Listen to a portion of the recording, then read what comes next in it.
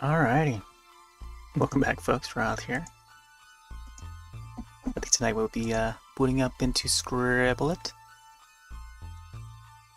I've uploaded a few art so far. Previously we did the Sweet 16 Killer from Totally Killer. Horror film from Blumhouse, they teamed up with Amazon, so it's an Amazon video exclusive. You can watch the film on there. I did a drawing of the main antagonist with the mask and the knife. He's got a very unique knife. It's like almost like a piratey look. So I did that last week. And the week before that, we did Billy the Puppet from Saw series. Quite a, I don't know, hypnotizing one with all the spirals, red, black, white colors. And yeah, I like how I added the red highlights on the side there. Makes it look more realistic, especially up close, I feel. Or even when it's zoomed out, it's got that lighting on it. And then late September, we did Moss Garl from Moss Hunter. The whole jack-lantern outfit, which is quite nice. And then before that, we did Dark Harvest, so quite a lot of spooky drawings we started out with this past month. So let's boot up in Scribblet. I think tonight I've got a pretty fun one. Maybe not as spooky, but I mean it still falls along the line of the spookies. And it is going to be based on Slotherhouse, which is a film that just came out recently. Came out in August in theaters, and now it's on streaming service. You can watch it on Hulu. Title again is called Slotherhouse. Quite a fun one. I enjoyed it. I mentioned it from now and then. Let's go into creative mode. Oh yeah, there's the Sweet 16 Killer. This is what we did last time.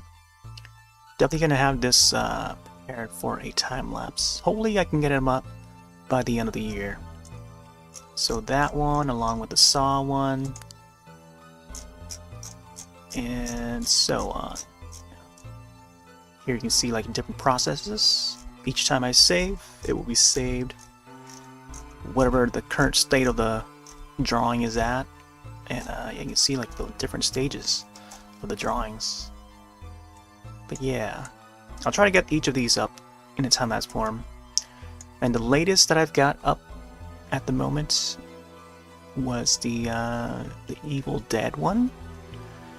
And I'll have to scroll all the way down.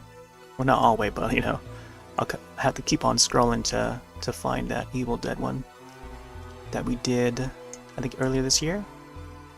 Wow, it doesn't even save it. I think with Scribblet, it has to be in the favorites, right? The favorites folder. There it is. So there's Ash Williams. And I remember adding the blood on it, so this was the final result, I think, back in January of this year. So I finally got around to putting that up. And yeah, you can find it up on YouTube. It's also on TikTok and Twitter. So I upload it to most of the places, posted them on there.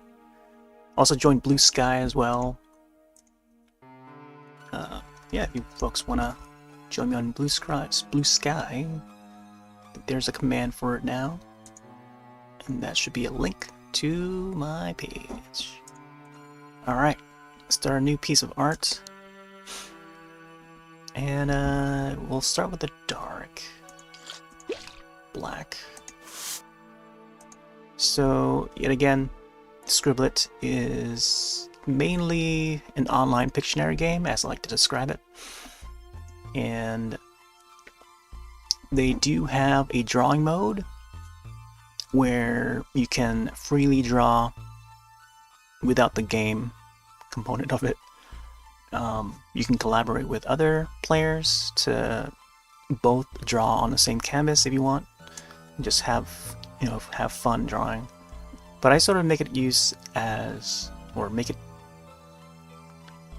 like a tool to actually draw. And there's this, I don't know, you can do a lot with this, and even though the tools are limited. So you have the brush, you have the eraser, paint fill bucket, simple shapes, and a line tool. And then on the right side you have the color wheel, transparency bar, and yeah, I don't know, it's kind of like, it's pretty small to try to maneuver to try and pick the right color, but you'll still be able to use, try to find at least a close enough color. There's an eyedropper tool, there's a preset of solid colors to select from, so you can shortcut your way to finding, the nearest color. You can go like a full solid, or you can, transparency, adjust the opacity, transparency a bit to, get the right color you want. But I don't know, just nearly the right color, but not exactly the right color. Sometimes I try to find the right shade of black, but I can't get the right hard black that I want. You can adjust the brush size by rolling the mouse wheel. I also need to turn on the cam real quick here. Hello. Ooh, it's a little bit dark. But yeah, there's the mouse. This is the mouse that I intend to use. So if you put it back on the canvas, you can see the brush size would increase, decrease, like so. And there's a preset brush sizes: small, medium, large, undo, redo, clear canvas, and save button. And then there's a chat box at the bottom. Hello world! It used to pop out. There used to be a window that would pop up, and then you can close it, open and close.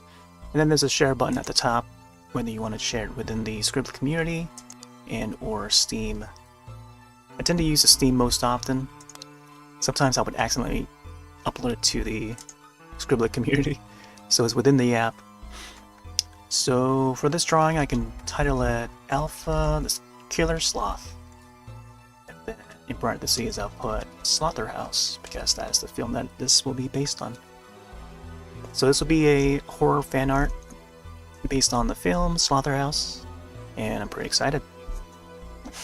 Let me see if I can light up the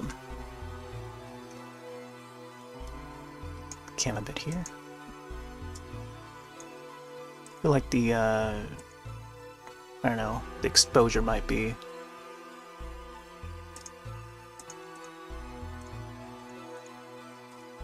a little too dark there. Probably zoom in a little bit so that we can get a closer look at the hand. Also got another keyboard attached, but it's attached to a different computer. It's also another mouse here, secondary mouse, for the second computer. I plan to hook up the second computer to further play some of the PC games that I have installed on the external hard drive. And I find it would be convenient to play on the second PC while I capture on the main PC. So that'll be something that I would try in the future. Alright, so I've got an idea of what I want to do for this drawing. And let me see if I can probably sketch it out. So I kind of want the sloth to appear from behind a door, but then the door is busted through. You know, kind of like The Shining.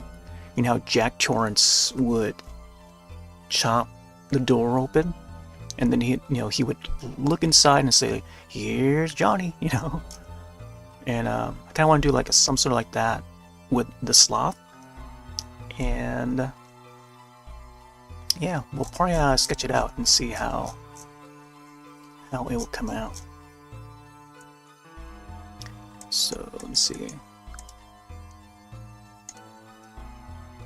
So it'll be somewhat like, having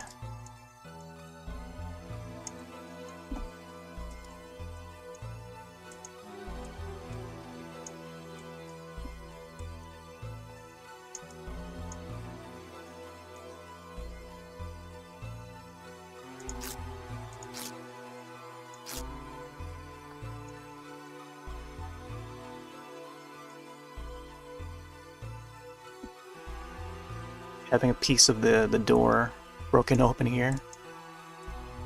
And then I kind of want to get the claw to come out. So somewhat like, I don't know, it'll be like something like that. And then I kind of want the sloth to be like looking in.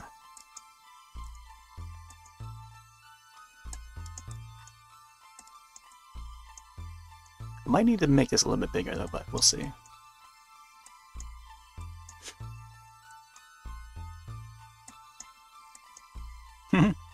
It kind of looks like it's like smiling, but I have to give him like an evil look.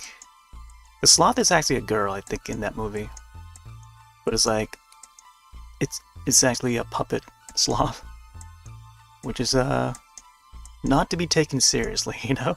It's one of those films, one of those horror films. It's a horror comedy, but yeah, it's not to be taken seriously.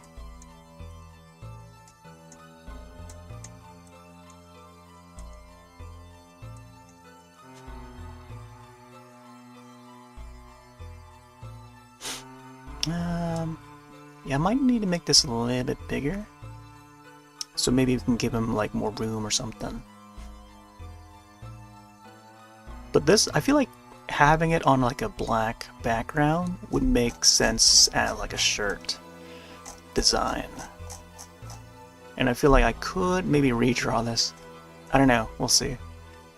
Let me see if I can get some browns for the door. It's gonna be a lot of browns.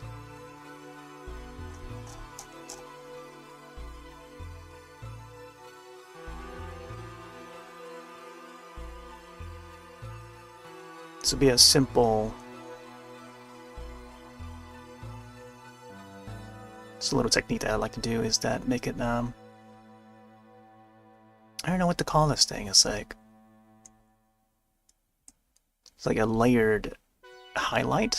Not really. It's like a radial shape that would, you know, have a focus on a part of the image. So I'll just do this, and then we'll see that, you know, that background is supposed to be that specific color.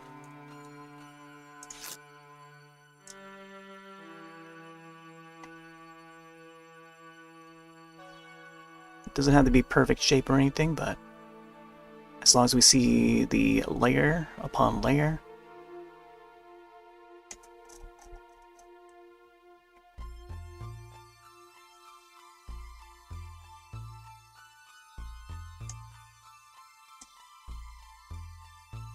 Wow, came out to be like a very reddish brown.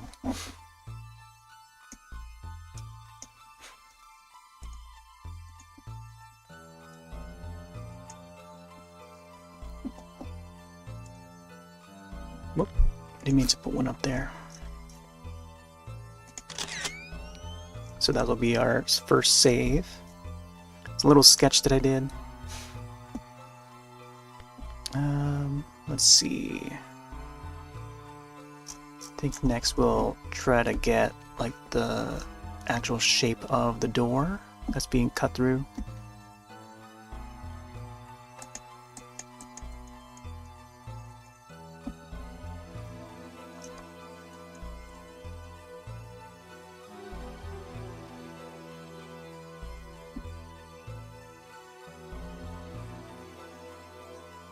I don't know if there's any Slotherhouse fan art out there yet, but I feel like this might be one of the first, if not the first. Not that it matters or anything, but like, I don't know. It's like a cult. I feel like it would have like a cult following, like a small cult following. And with no idea whether or not they would do a second film or anything, but I don't know. It would be amazing if they do a second one. But I think, yeah, I don't know. It's quite unique to have like a sloth as a, you know, such an adorable creature, like an actual animal, to become like the killer in this film. But yeah, it's just hilarious.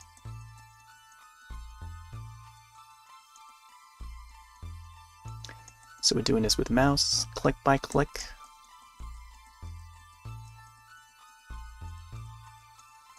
Each of the drawings that we do are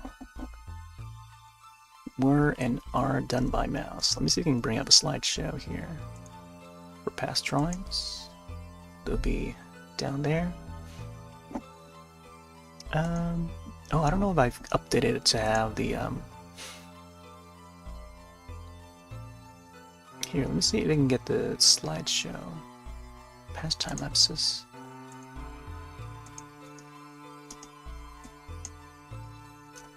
Time lapse, and let's add the Evil Dead one. If I can find it.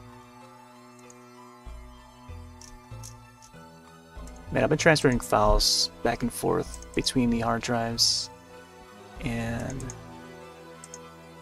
I have to keep some over at the other hard drive. So now I gotta like look for that time lapse on the other drive. Alright, hopefully I have some of them updated on the still image slideshow. I'll keep an eye out for it.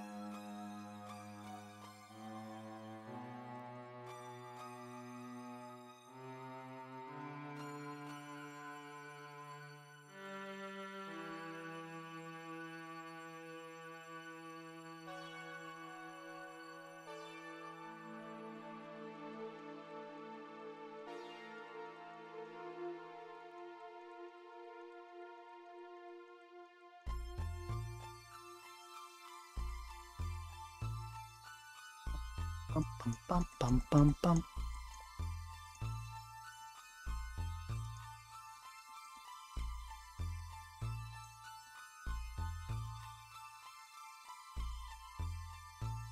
Gotta add some splinters to the wood.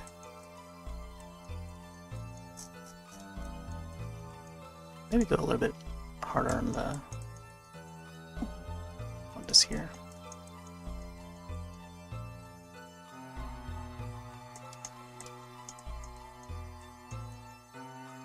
Gotta make the splinter come out a little bit. Some parts.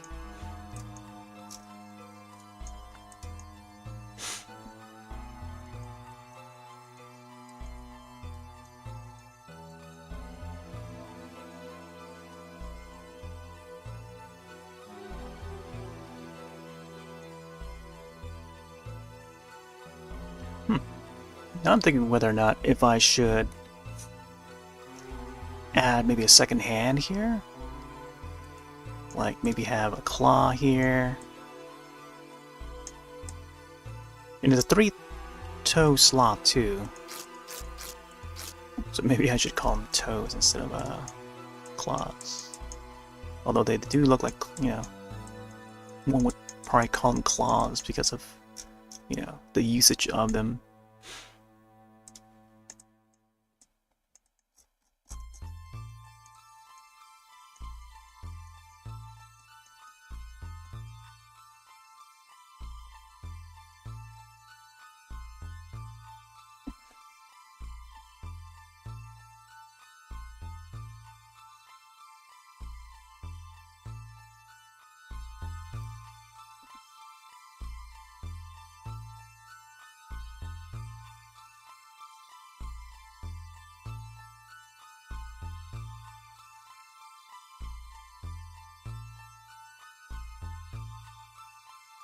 I feel like the bottom part of the opening would be more flat. I don't know how they cut the that part of the door open. think it was like more flat.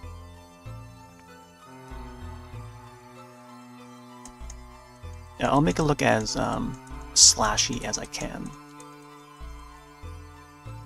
I think going for a more slashy look is more effective. So maybe I'll go like that or something.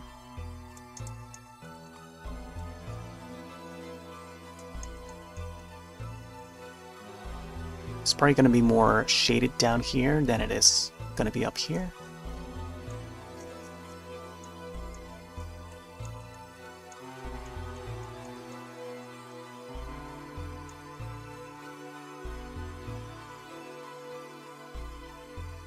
And of course we got to add some thickness to the door, to the wood parts, wood chips.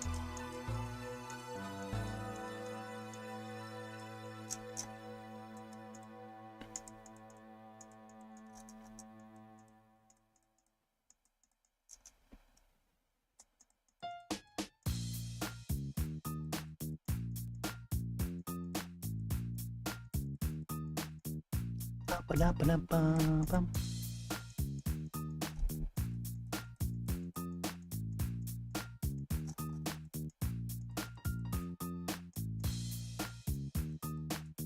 I don't think I've done like a drawing like this where, I don't know, like a character just peeking through like an opening of a door, or I don't know. Other than I know that Monsters Inc. one where they're peeking through the door, like as they're opening the door, but like, you know, but not one where it's like peeking through a hole or anything, you know.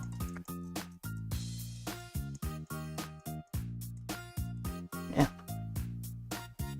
Getting all the notifications tonight.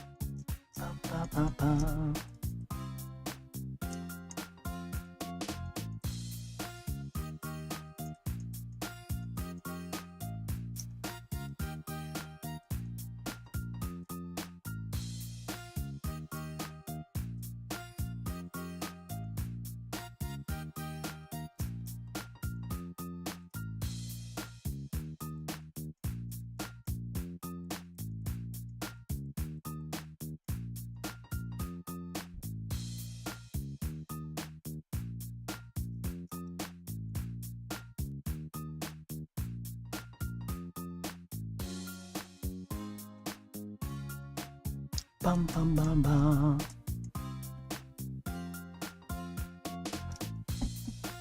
Yeah, I think the claw would probably come out through here.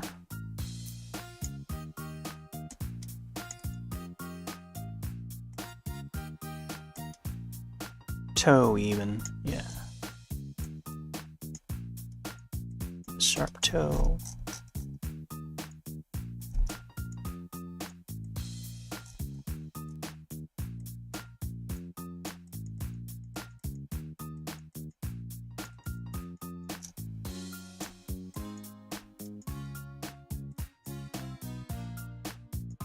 I know that the poster art is done well, because the only part of the sloth that you see is the three toes, or you know, one of the limbs, and then you see the claws, the nails of that foot or that limb, and blood would be dripping off from the toes, but you don't see the rest of the body. You only see the arm or whatnot. So it's a smart move, smart design on that choice. There you go.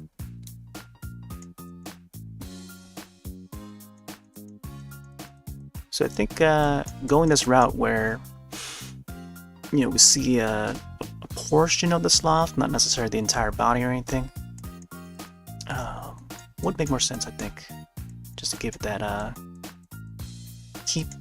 retain the you know, the creep factor of it, but not necessarily how to go that route. But you know, I feel like it just makes more sense to give that film that identity that, you know, makes folks that see something as fan art would see, oh yeah, you know, we know what it's about, you know.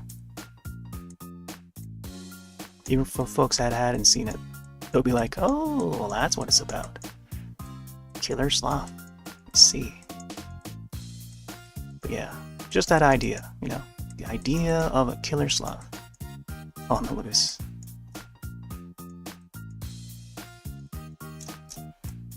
So, I think upon doing this, I'll have to keep that in mind.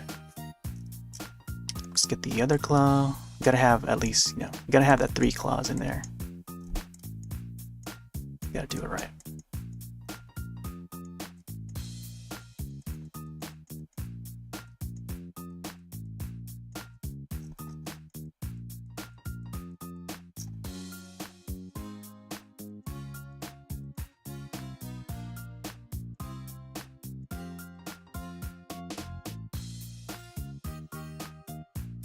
Bum, bum, bum, bum. Yeah, how are we doing tonight? Once in a while, I'll probably ask, but I don't expect any response. If there's anything fun happening, let me know. I mean, you're open to say what you want.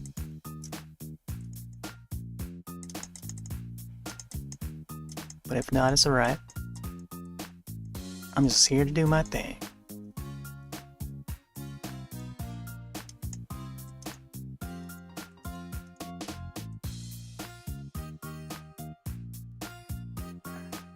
I think for the face, I feel like it would be slanted a little bit, but then also tilted downwards. So I kind of want to give that impression where the sloth is like, you know, looking menacing.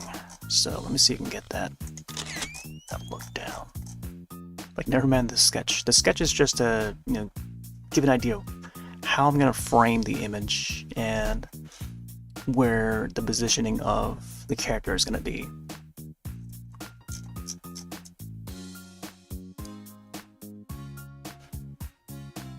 Getting some knitting done, nice.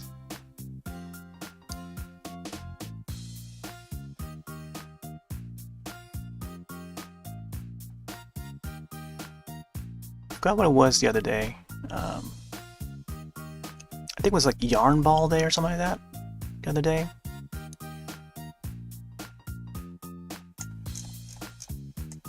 Like something to do with yarn.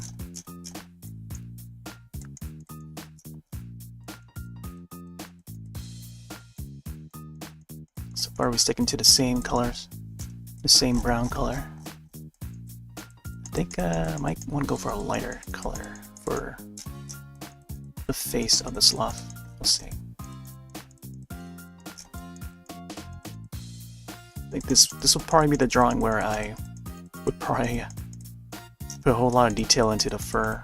So we'll see.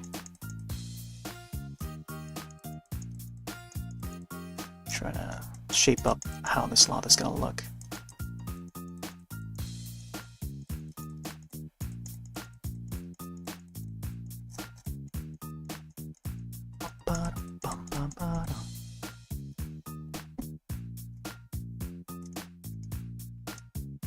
Yarn Ball Day every day for, yeah, exactly.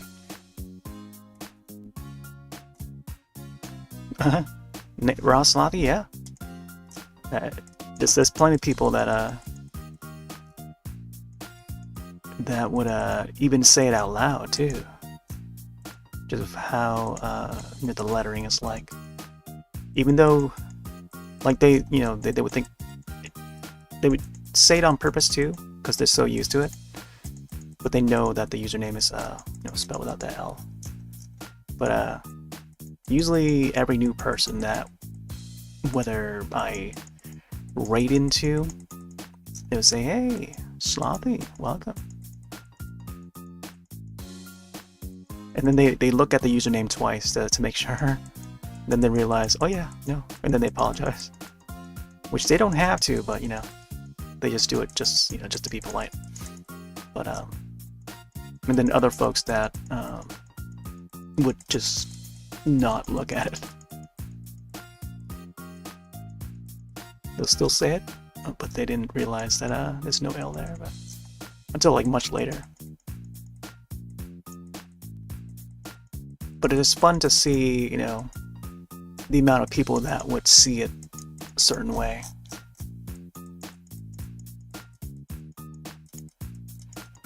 But yeah, sloth is a very common word, you know. I don't think people would not know what it is and stuff. So, of course, this is automatically gonna come to mind. Because, I mean, what other word looks like that, you know, other than sloth? So therefore, I have to, like, for me, I have to embrace the sloth. And then accept it, you know. I must embrace my inner sloth. For it is my spirit animal. Sounds so cheesy.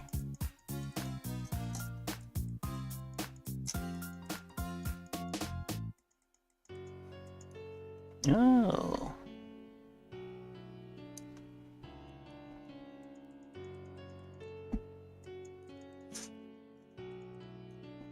Okay. Let's go a darker brown.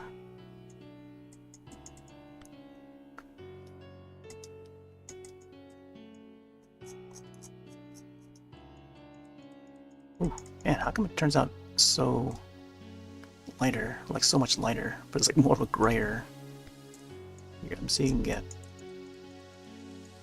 a deeper color here. This is way more brown than it should.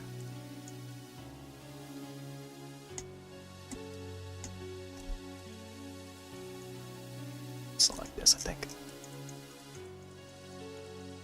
It's almost like a red wood sort of brown.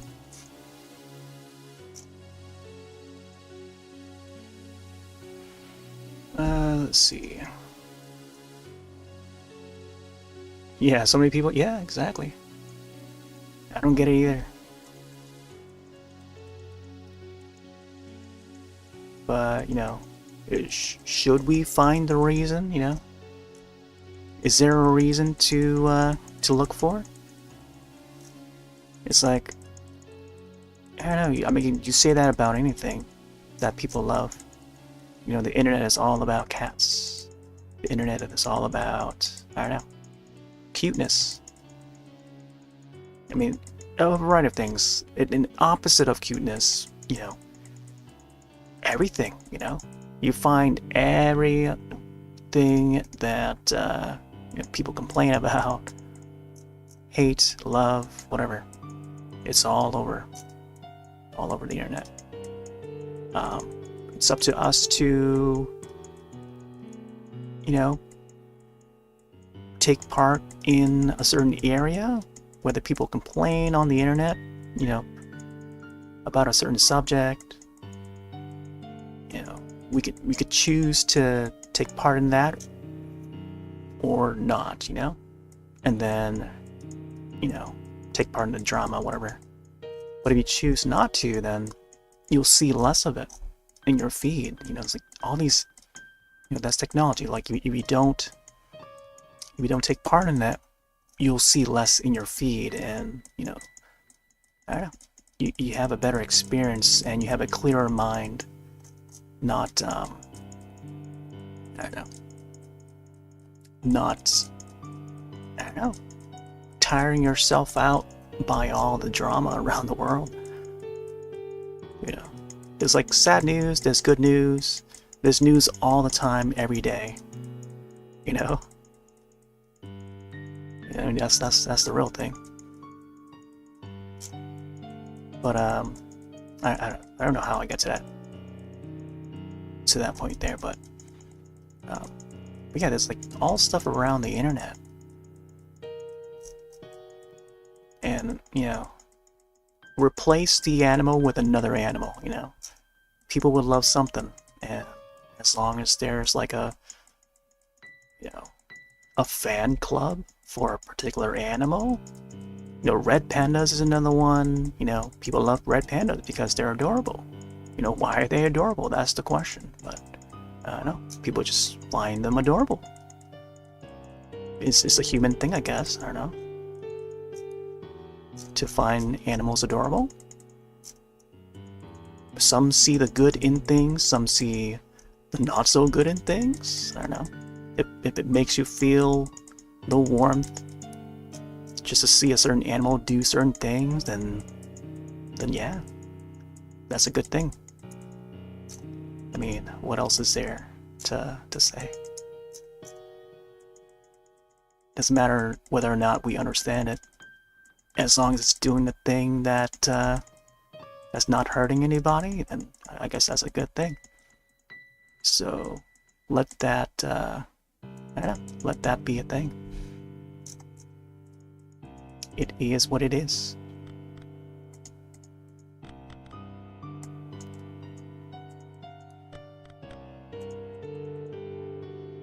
You don't like cats either? I mean,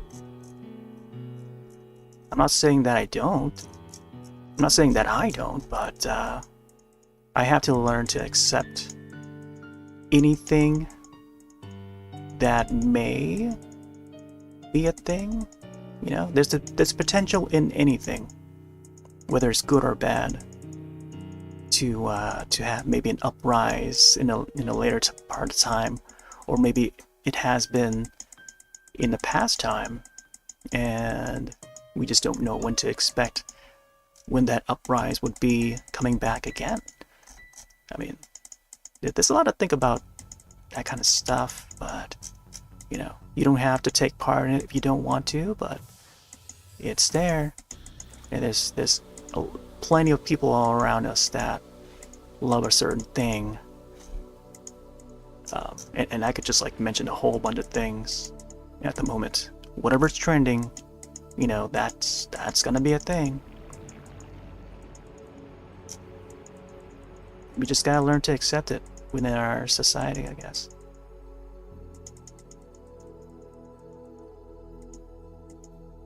But I am pro cat, pro sloth, pro red pandas. I think any animal, animals are great. I have nothing against a certain animal or anything. Lizard, turtles, let's go. Turtle power. Gotta represent the turtles too. Elephants, looks like I think elephants are starting to trend again, because not only do elephants make art. I don't know if you've seen the video of the elephant that painting a picture of another elephant. They do like a little doodle of an elephant. I saw a video of it, which is amazing. You don't what animal does drawings, paintings, and they use their trunk to paint. That's amazing, They're doing human things. What's not to like about that? Animals are amazing.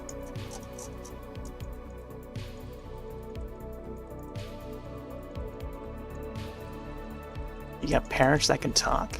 Animals are amazing. I don't know how people do not like certain animals. Be it that, certain animals can get a little cumbersome, but is that goes for humans too, We can also be just as, unlikable as the next person. If a person chooses to be. If they choose to be unlikable at any certain time of day, then there you go. That's their mood for the day. But, you look another way, there are other parts of the world where, folks are just happy where they are. Depending on where you look and who you're looking at.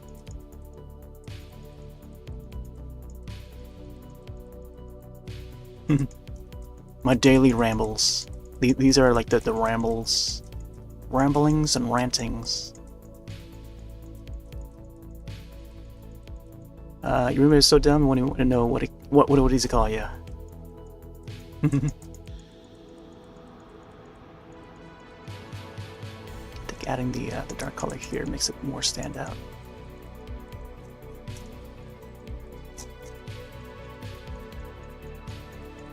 Just go a little more dark.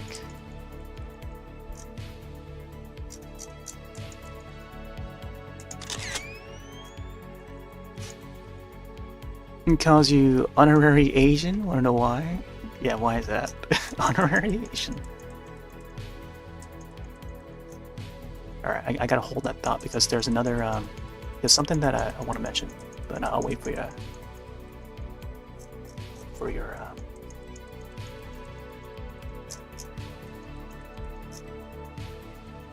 response first.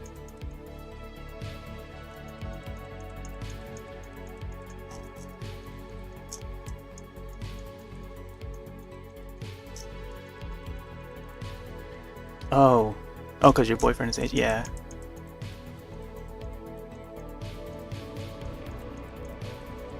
Yeah, that reminds me of my friend's brother, who goes camping with us.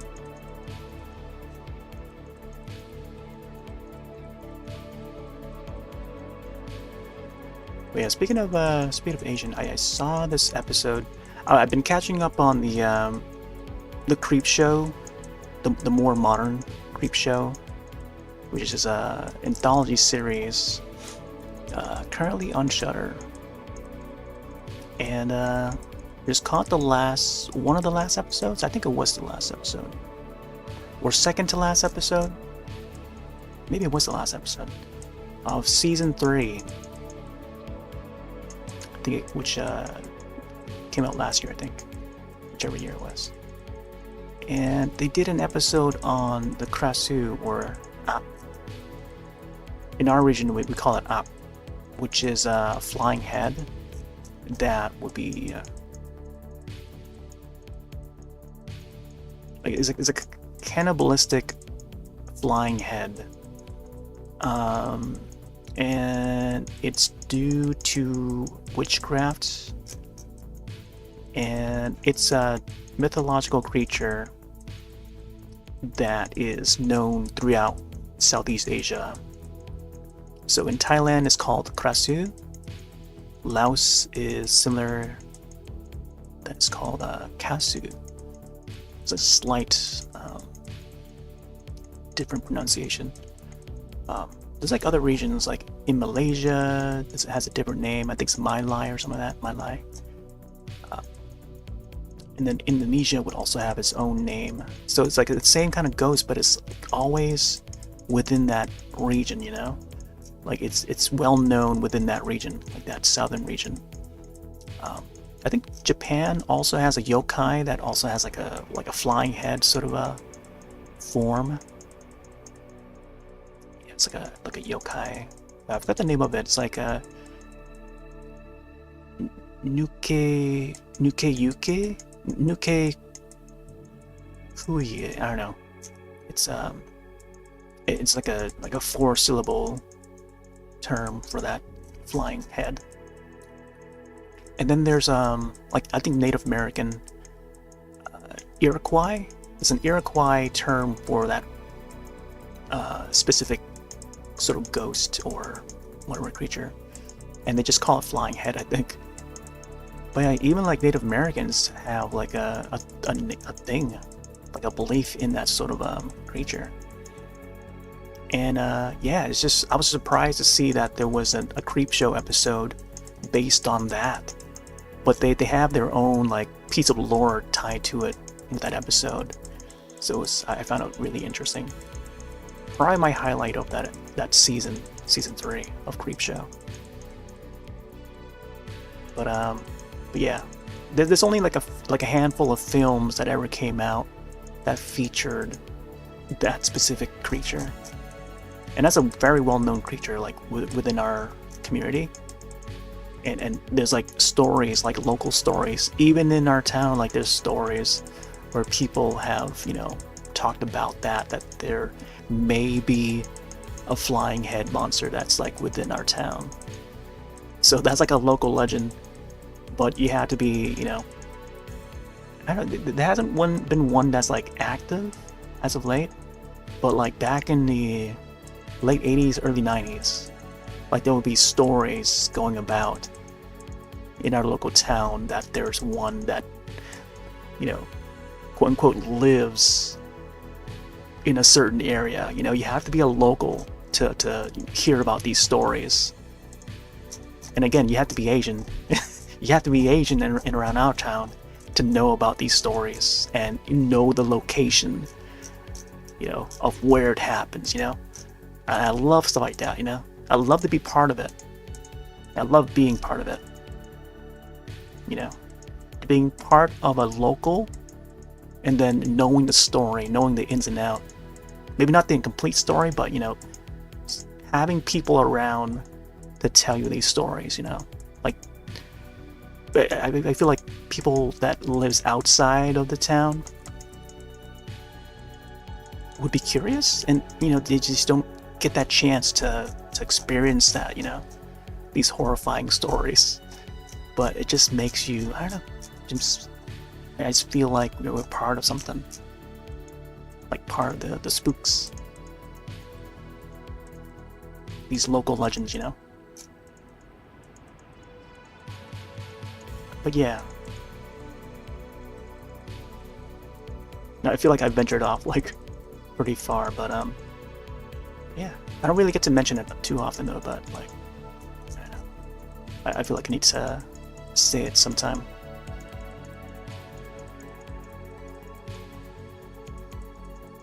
But yeah, so for us, we call it app. App is the correct term for that monster. I mean, whether or not you can call it a monster or not, but creature.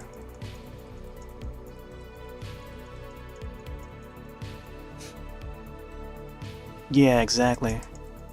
I mean, you know, we hear about the chupacabra, like the chupacabra, a lot. You know, back in those days too.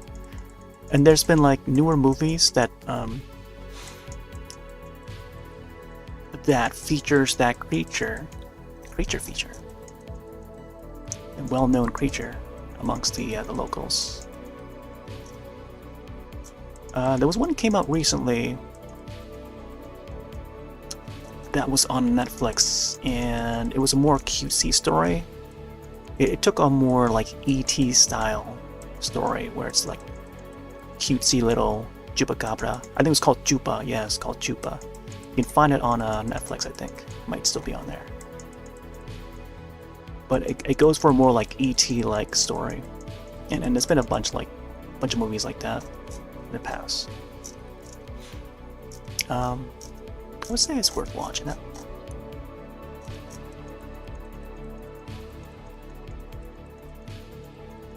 But yeah, it stars this little cute little furry alien. I think they make him an alien. I'm not sure if they specify where from or anything, but you get a little insight on you know, that sort of thing.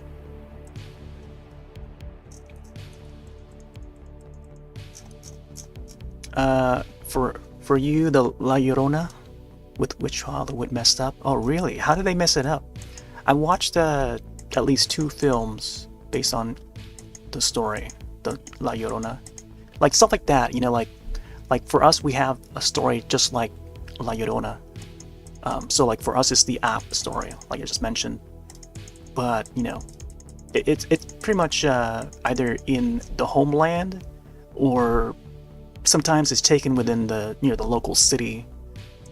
And it's you know, surprising to hear about it in the local city, like here in your town. You know, like wow, traveling all the way from the homeland and then to here to make it over to the US, like that is wild, man. Like La Llorona, it's usually within the city, right? or at least, you know, within the Latino community.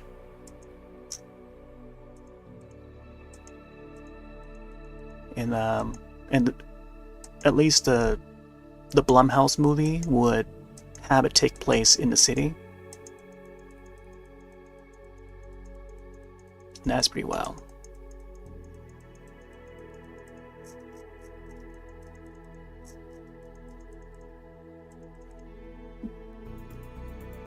Like, you don't probably need a vacation, yeah. Yeah, there was so the Blumhouse one I've seen. Then there was one that came out I think around the same year, and now I think it's being featured on Criterion. Even it's gotten to that height, to that level. I mean, it's like an indie film, but it's like they don't really give the character La Llorona like a creepy look. It's like a slightly creepy look, but not, you know, make not, she doesn't have that ghostly look to her or anything, but she has like that stare. You know, they gave her that stare, but she still appears human, you know, in that indie film. And I forgot what that one was called. I think it was just called La Llorona or something. I'm not sure if there's like a longer title to it or anything. But yeah, that was a good story. I feel like you know, there's potential in that, and I'm glad that they, you know, were able to turn it into a movie and stuff, so that more people would know about the local legend.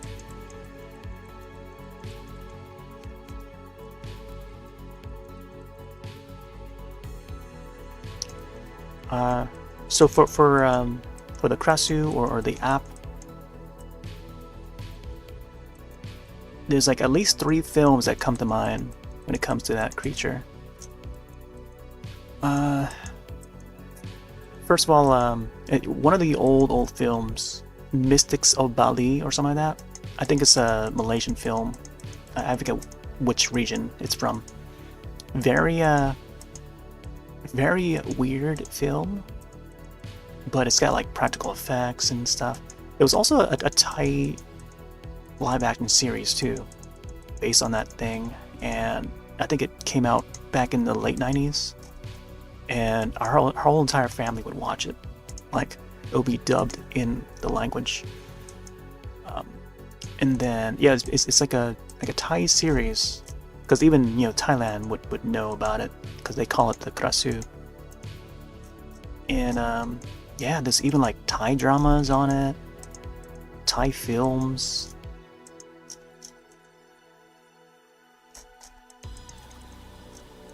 But Mystics of Bali was one significant one that came out, I want to say either the early 80s or late 70s, somewhere around there. That's a very well-known one. You can probably find it on YouTube or something. It's a pretty old movie. But that one would involve like black magic, like witchcraft, black magic. You know, signifying that you know, it's the lore behind that is, you know, starts out from that, messing around with black magic and stuff. So one of the ladies got turned into, you know, that creature.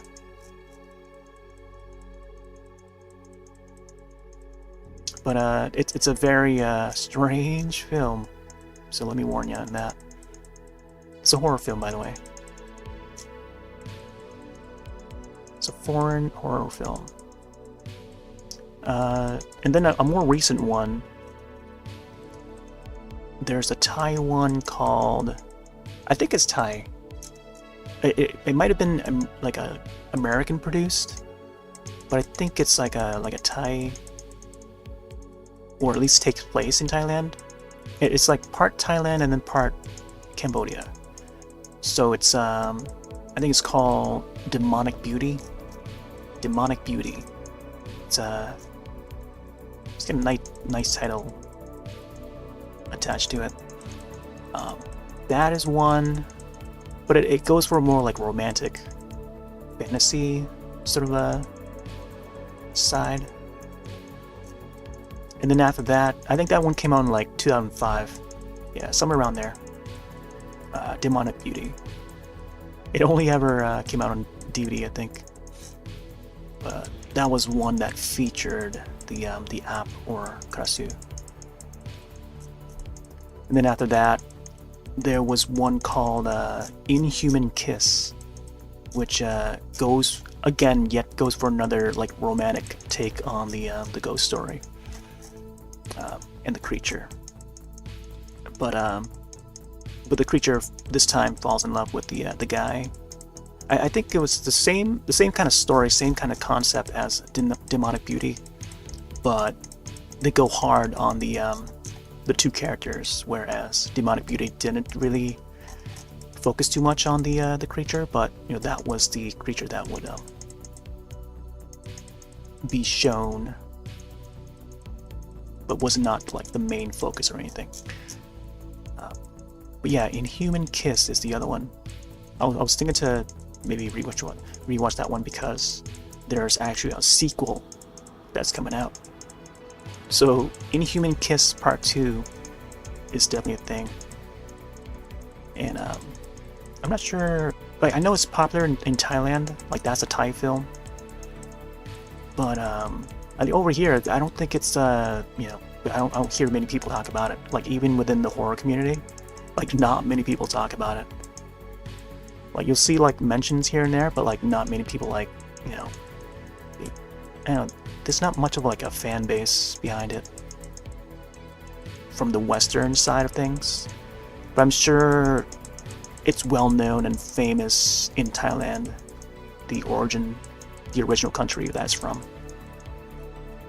So, but thankfully Netflix is able to pick up some of these international films and just have them for show. So, yeah, like some films or even TV shows, they don't really do well in other regions, like our region, but they'll be like so popular in their original regions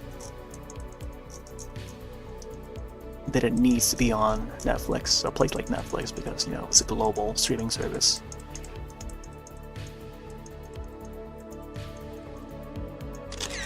So far it's coming out well. But yeah, I think that's probably the latest one. I mean, aside from this new episode of well, not new, but like recent episode of Creepshow that features the creature.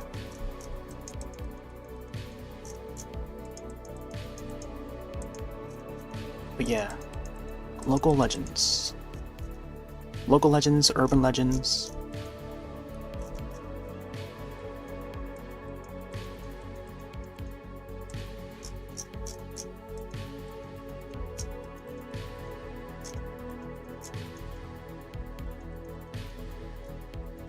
Oh, yeah, the Sloth is definitely coming out. It's only been like an hour. It's starting to form. Starting to take form.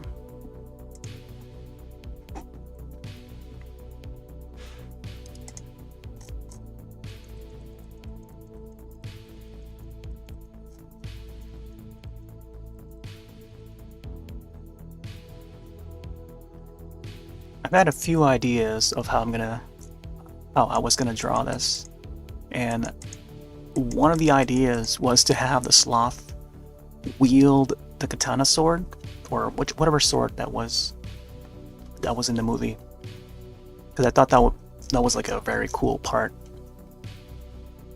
But and then like I more thought like, how would I go for like more shining, the Shining sort of a vibe. So there was a moment in the film where it slashes through the door to try to get to its owner, or the character Emily, that's the main character that owns the Sloth. And then the Sloth would just like throw like a smartphone, and it's already set to the page where it shows the selfie of the Sloth, because the Sloth took a selfie with one of her friends, one of Emily's friends. So the sloth threw the phone through the cracked door, after making this, crack through the door. Throw the smartphone into the door so that Emily can see the selfie. It's just hilarious. Oh man, such a goofy movie.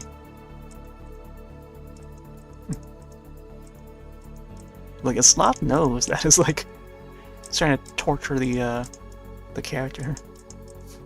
There's a legend about Oh wait, was there a legend that terrified me as a kid?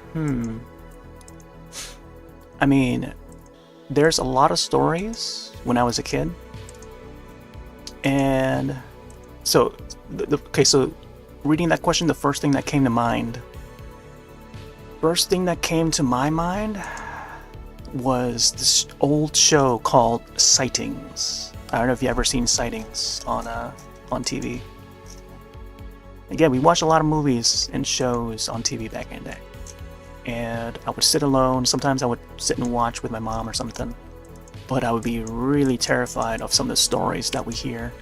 And it takes a more like documentary sort of style, the way they record their shows, each episode. It's almost like a news reporting sort of setup, where it's like, oh, today we have this story about this alien, or the story of Bigfoot, hauntings in a lighthouse, like stuff like that. And yeah, it's like one of the early shows of these urban legends and stuff. Bigfoot, the supernatural, everything from aliens to ghosts to, Bigfoot, Loch Ness Monster, like all, creature features, man. So this old show called Sightings, you can probably look it up on IMDb or something. Let me see if you can type it out through the search engine. I'm not sure if this will bring up the right thing, but Sightings in all caps. Let's see if it brings up anything. Right there. So, Sightings from 1991 to 1997 TV show, Dale Timothy White and Carla Woe. There's the link. Yeah, exactly that right there. Even though the cover shows UFO, but they covered a whole lot of stuff. So yeah, I used to watch that like, by myself on the couch on the sofa, and like at nighttime, And I used to be so terrified I wouldn't even move, I wouldn't move until the show was over, And yeah, they never put that out on like, I don't think they ever put it out on DVD or anything. VHS possibly, but I don't think they ever put it out on DVD, like a full, all episodes or anything. But yeah, they had some episodes on ghosts and stuff, and I would see that same guy that would investigate these houses. That old guy with the white mustache and the white hair. And he would go to each of these houses to investigate. Like he's a famous guy. At least within the ghost hunting crew of that era. And each documentary that I watch, that guy is always there. He's always a familiar looking guy. I never knew his name though, but I always recognize how he looks and stuff. At least when it comes to the ghost stories. Like he's always hunting for the ghosts or investigating. Like even to this day, I still never found out who he was or what his name is.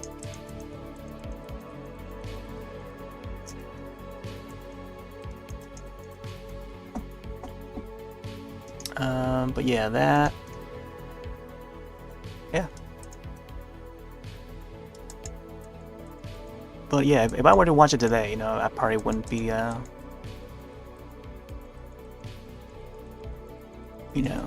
tilted by it or anything. Because, like, over the years, you start to overcome your fears, So, I don't know, it takes a lot to get me to, spook. That's why I'm so used to it. But, yeah, I think up until, I don't know, the early 2000s, I think. Once I grew out of it, I just learned to face my fears. So I can just watch anything and not be too grossed out by it, whereas others would be. Like, there's like folks that watch The Sadness.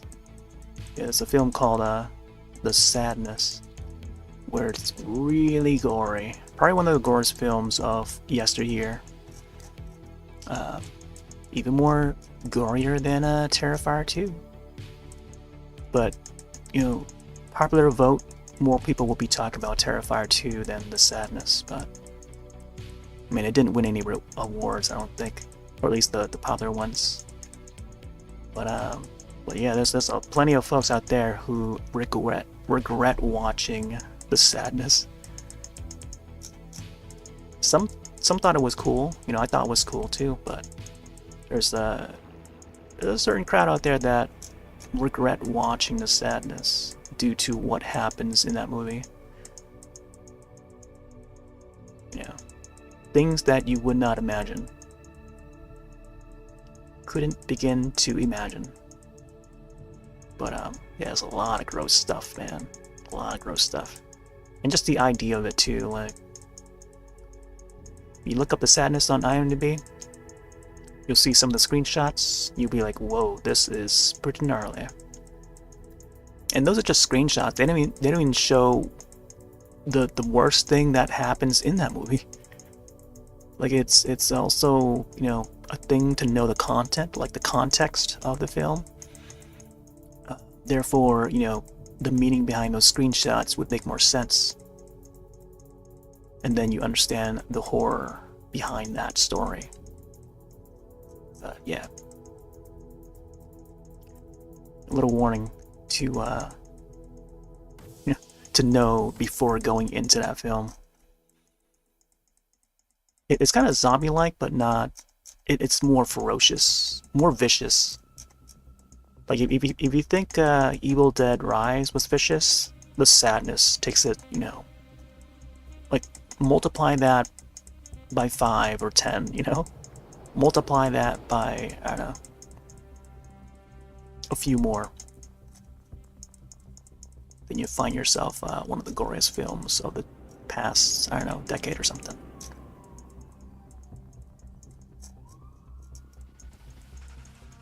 But yeah, that's a film for the gore hounds. Definitely worthy. There's a Canadian director too, but it just takes place in Singapore. I think it was Singapore. But yeah, I've been waiting to watch that one for a good while until it landed on Shudder, I think.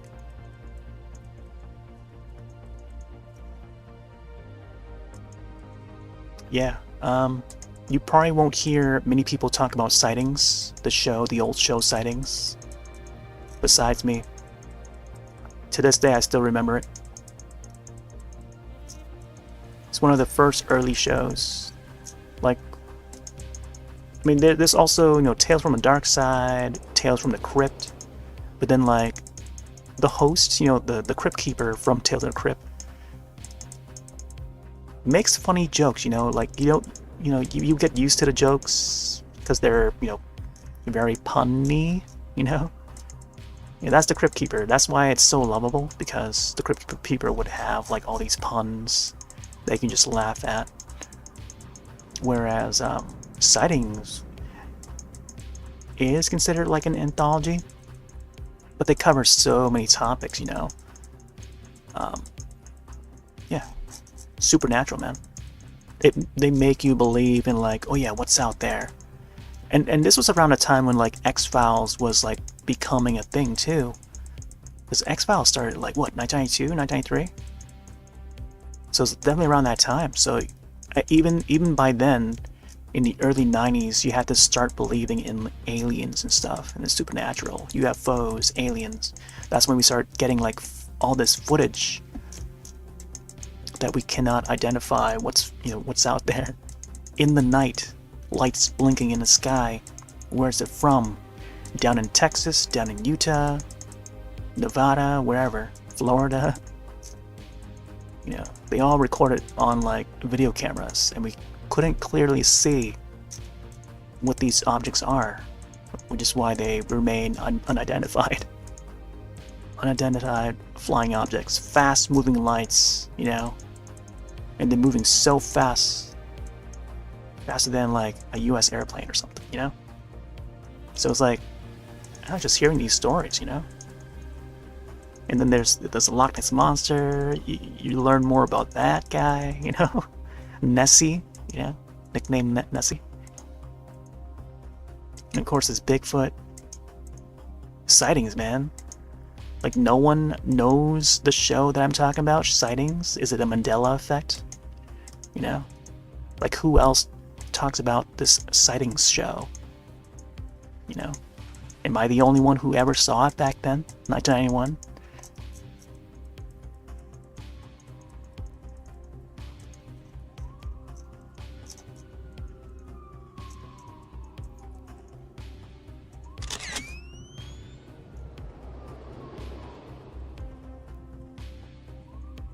But yeah, there was another show called Monsters. It's just the way it's called, Monsters.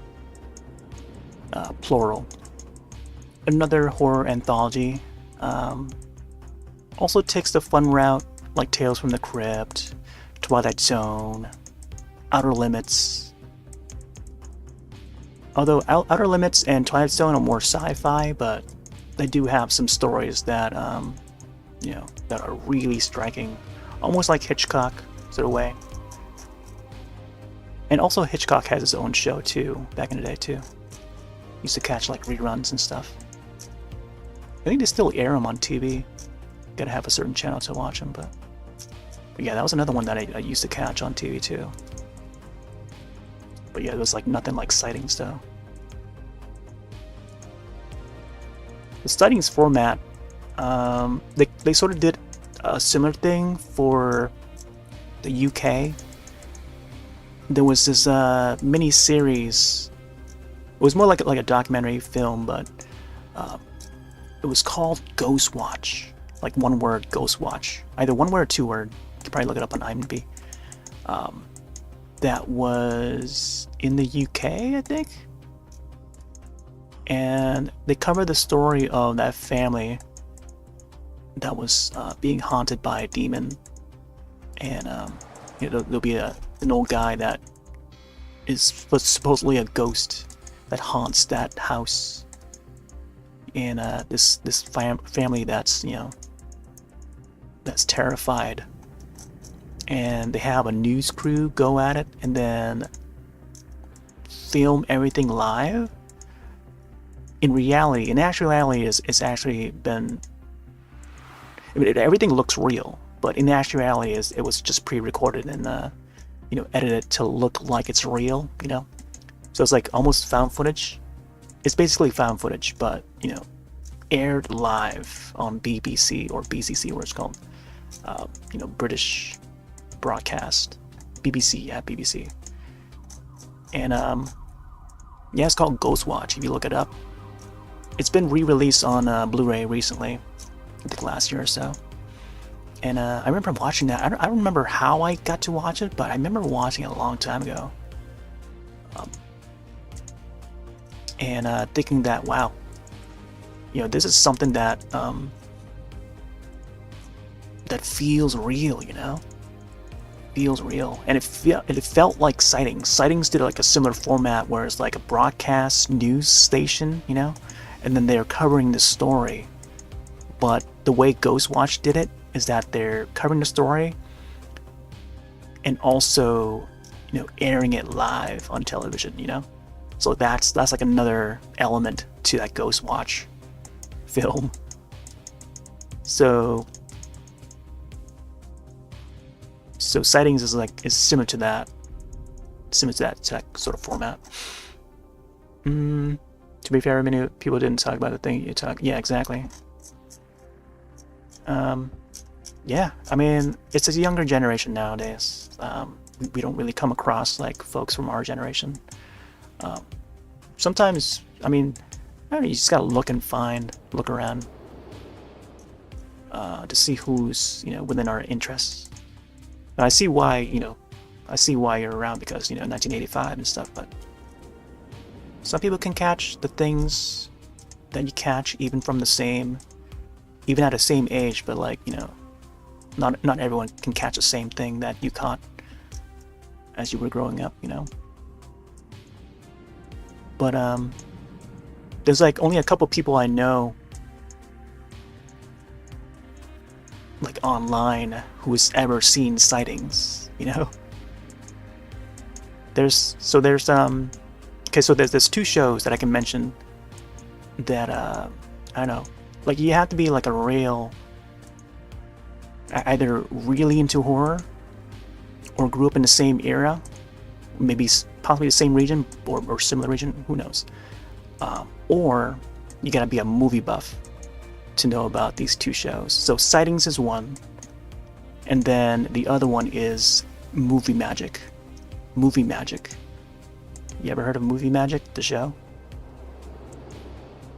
Early 90s era. That would cover a whole lot of like special effects, like the makings of a certain scene of a movie. Sometimes like a popular movie like Jurassic Park or something, they would cover it. Like how certain things are done. It's kind of like watching like a making of documentary, and each episode would be different. But yeah, the name of that show is called Movie Magic. You can probably look it up on IMDb. So that was another one that I remember watching a lot of. And like, a popular one that, I mean, if you're into art, if you grow up doing art, just to keep things in line with what I'm doing here on screen and on stream, is that, Bob Ross would be a show that everyone would recognize, right? But what if we're in another dimension, another reality where, someone like me who grew up watching Bob Ross show, and then we're in this, if I were to mention Bob Ross, who else in the world would recognize Bob Ross, Imagine another dimension out there where no one remembers who Bob Ross was, And this is how I feel about sightings, because not everyone is into like supernatural or wants to believe it. Not everyone's into ghosts or Bigfoot or, UFOs and all that. So that's how I'm feeling about this right now. Like, there's not enough people in the world that remember sightings. But people would know Bob Ross because that's a more friendly show. And that's a recognizable name.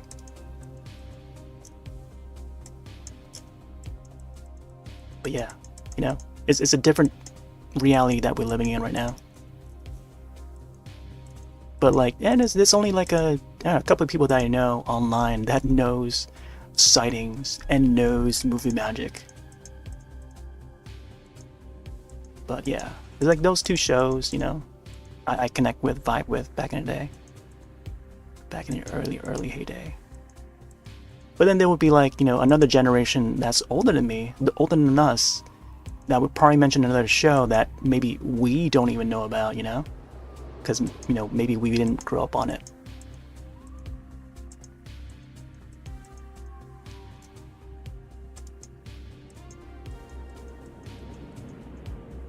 But then it would have like a later iteration that we know about. But I don't know. There's some shows that don't ever get redone in any way, such as Sightings. Sightings never had like a. I don't think it ever had like a redo or anything. And again, there's just so many shows out there. Like Knight Rider, for example. Knight Rider had a remake, like a reboot, once before, but that was like such a famous show, even back in the 80s. The Hasselhoff, You can't forget him.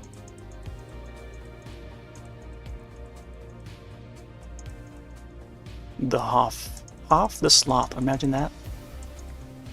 But yeah, Knight Rider. I don't know if they ever would bring that back. They did bring a Quantum Leap back though. There's a new Quantum Leap show, which I haven't even. I like the original. I used to watch the original on Sci-Fi Channel. And yeah, they never. I mean, I never got to see the new one. And I hear it's been pretty good. Like even with the new one, they connected with the old show too. So it's like kind of more in the canon.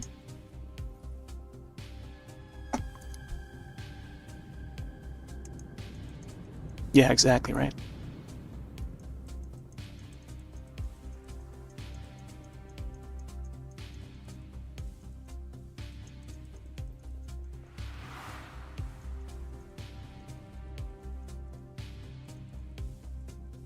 And of course, you have your children's shows like Are You Afraid of the Dark, Goosebumps.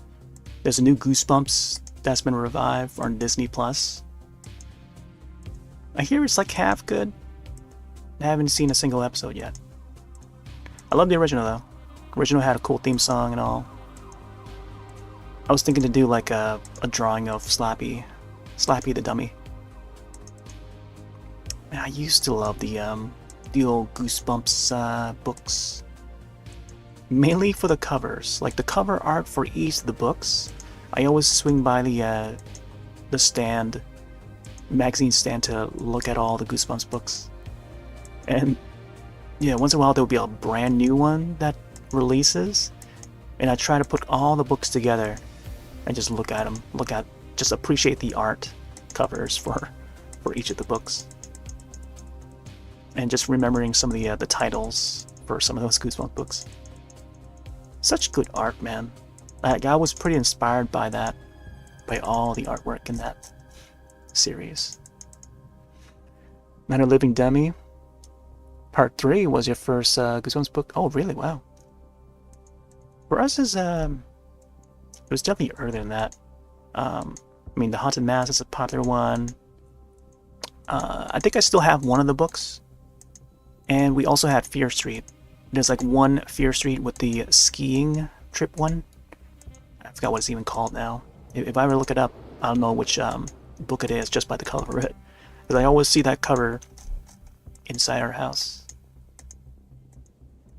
So Fear Street is the other R.L. Stine. I was mentioning about the new R.L. Stine movie that's on Hulu. That is called Zombie Town. And it's a zombie story for sure. But it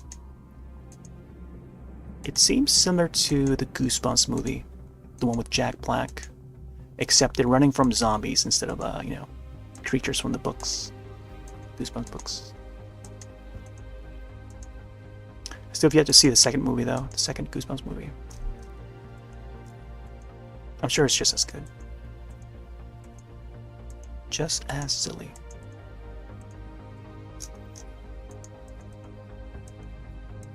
Yeah, Haunted Mask, both 1 and 2. I think I owned that one. There was that professor or science teacher or something like that eats the bugs. I forgot what that one was called.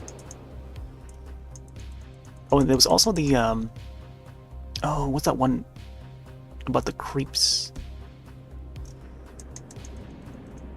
There was an image of like lizard heads dudes who are called creeps in the story, and they were making phone calls in the phone booth. Like it was like something about along the lines of like I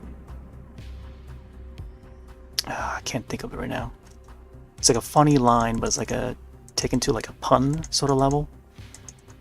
Oh, calling all creeps. Yeah, calling all creeps or something like that. I think it might just be a quote from the characters, not necessarily the title of the story. But yeah, calling all creeps is was another one that I remember. There was the camera that when you snap a photo, it would be like predicts the death of whoever is being taken a photo of. Say cheese and die. Yeah, that's one. That's one. Say cheese and die. Oh man, such a fun title.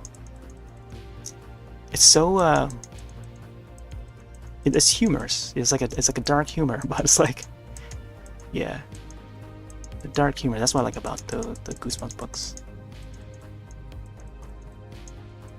There's a small group of people out there, like on the internet, that are like huge fans of the Goosebumps books, like the old Goosebumps books, the originals. Yeah, it's quite a few of them. There was I forgot what her name was, but she worked for one of the game companies. I think it might have been I don't know if it was Natsumi or Axis Games. I don't know, one of the Japanese oriented, like they would cover like JRPGs and stuff. So before they left the company, one of them was a huge fan of the Goosebumps books, the old school Goosebumps books. I totally forgot to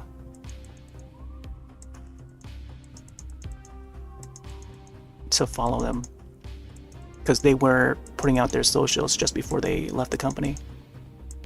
But yeah, they were a big fan of like Goosebumps and stuff. Like that was cool. It's cool to see, you know, there's people out there that still enjoys the Goosebumps books.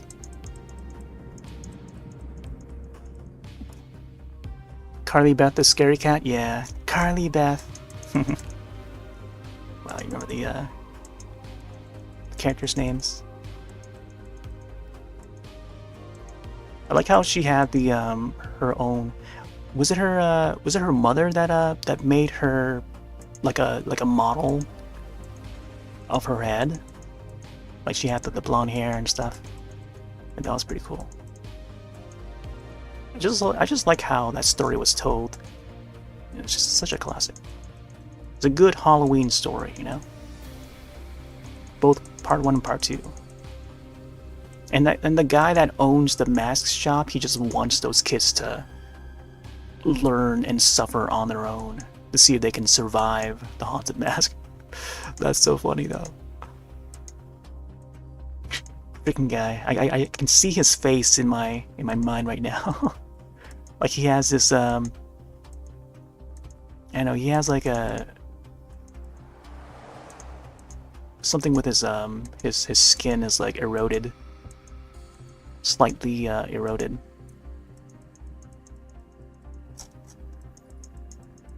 Yeah, it was her mom, yeah. The symbol of love, right? Symbol of love.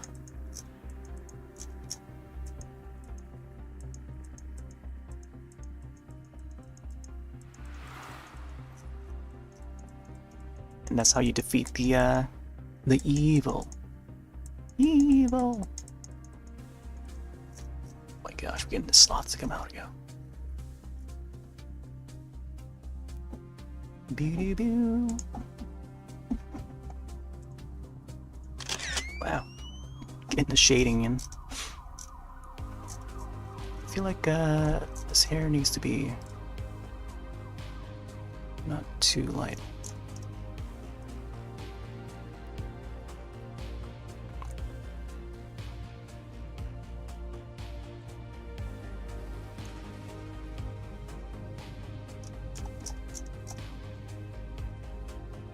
I think you also have to have the tiara on the head.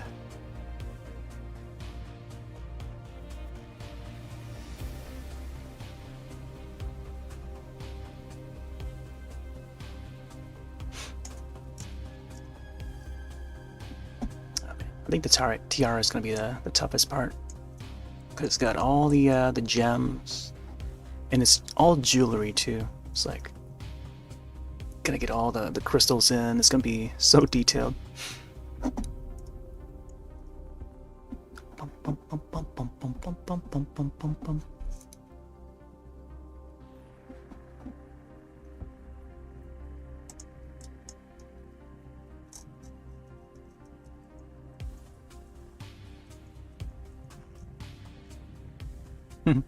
The way the sloth sounds in the movie is just so strange. It just like coos around, like it sometimes like just croaks. The subtitles say it croaks, like. but it sounds cute. It sounds adorable. Like, even though sloths don't really sound like that in like IRL, but like they make it so I don't know. I don't know how else to describe it.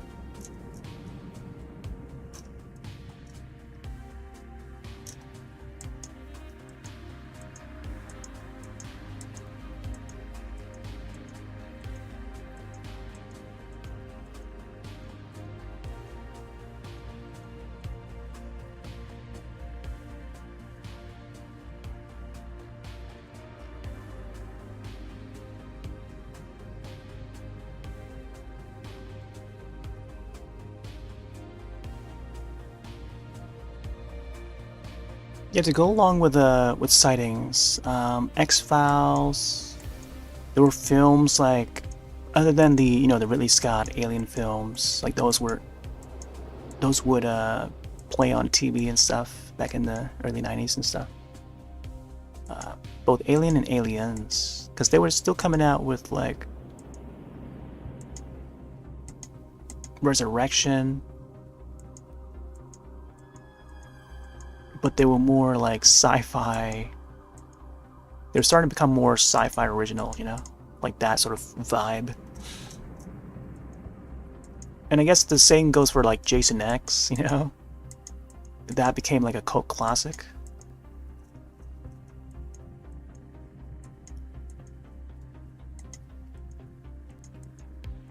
I remember catching that on a Sci-Fi Channel. They would air a lot. It's like, wow, a Friday the 13th film, a Jason film on Sci-Fi Channel. That's like, Then when you watch it, you see why. That's like, it had to be on the Sci-Fi Channel because all the space stuff that happens. Such an odd entry, but still one of the best entries, I think, for the franchise.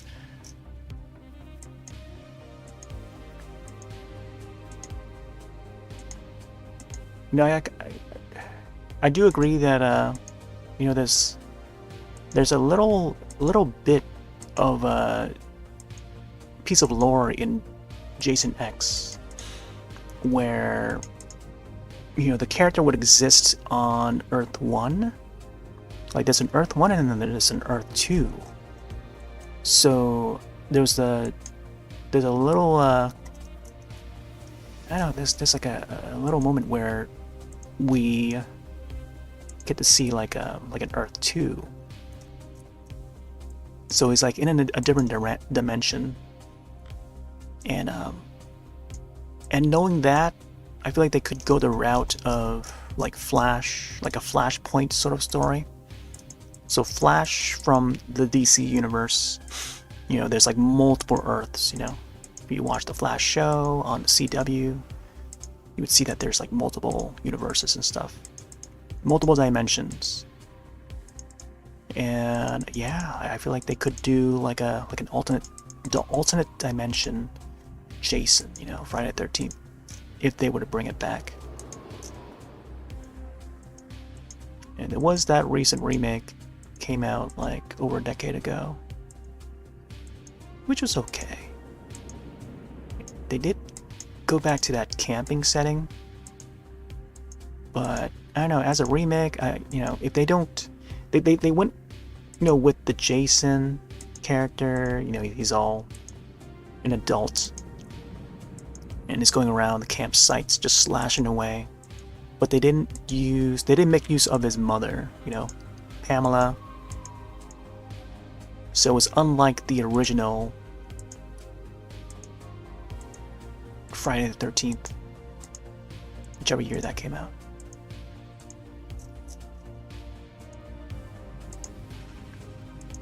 And then yeah, part 2 was the one that would have like a grown-up Jason.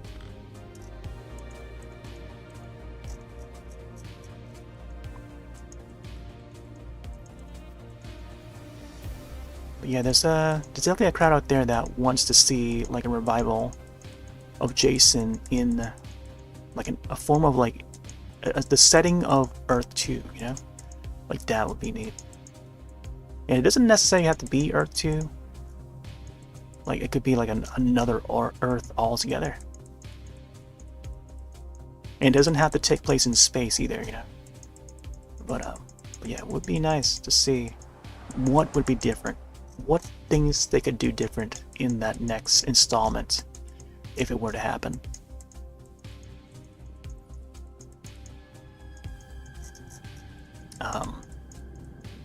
Yeah.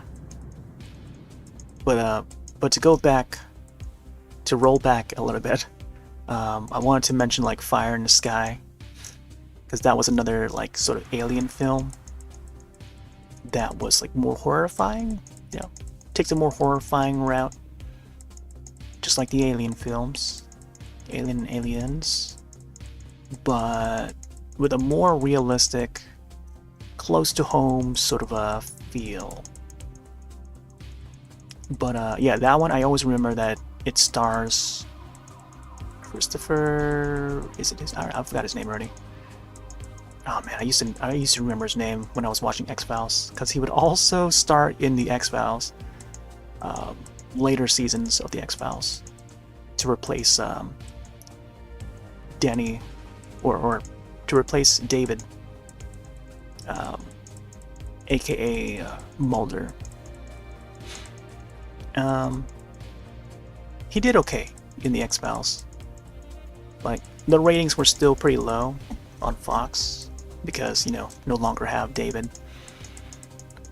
But yeah, he was also in Terminator 2, which was a big hit for James Cameron at the time.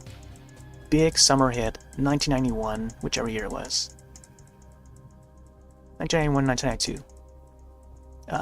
And of course the following years, you know, because that was still talked about long after its release.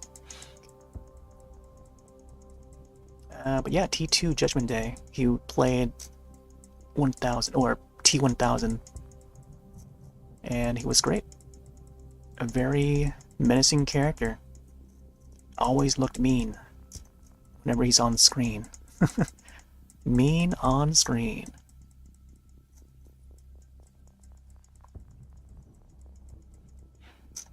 But yeah, he played a character in Fire in the Sky. He landed some more roles after that, after T2. So like shortly after, he was in Fire in the Sky. Fire in the Sky, terrifying alien film. Get abducted. Get some scenes from within the spacecraft. And yeah, there's not much like it at that time. I think before that, it was just more of a goofy take when it comes to like alien abduction. But that was like one of the films that took it seriously. Like it went for a more serious route, more realistic feel, and it's just terrifying that way. But yeah, still well done. Such a classic.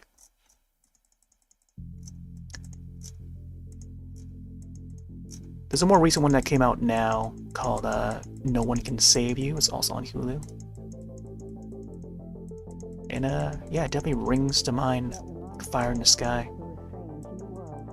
A little bit like Fourth Kind too, The Fourth Kind. That was another documentary style film though. Oh, because I'm Calyx, let me see if I can change the track here. I feel like that one would not bode well with copyright. I'll go back to the Sunglasses Kid.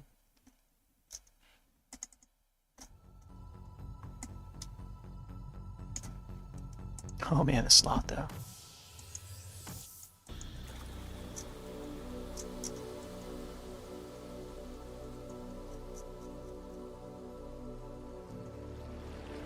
I think it's important to get the hair done first, and then I'll add the accessories. Like how the slight shading here would give it like a little bit of brown-green color. It's like it's got the green moss on it or something.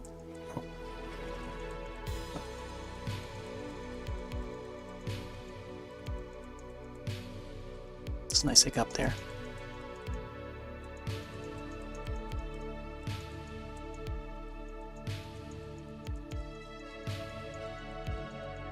Yeah, this image will probably mostly be like this brown color.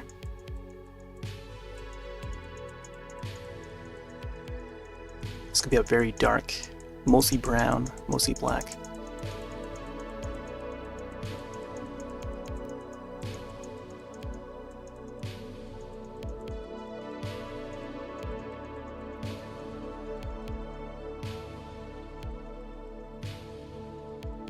Man, what if I add some off coloring to like the highlights or something? Something about that, I feel like it would make it more interesting. Like how I add the red to that Saw Billy puppet one.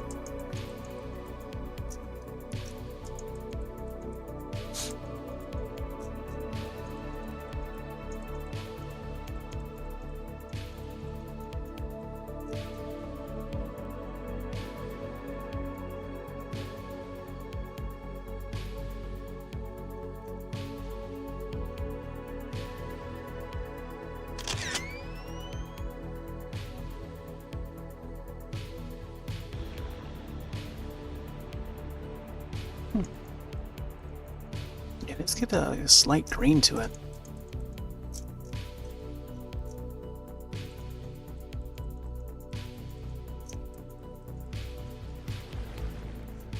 Just go in here and get it more darker eyes.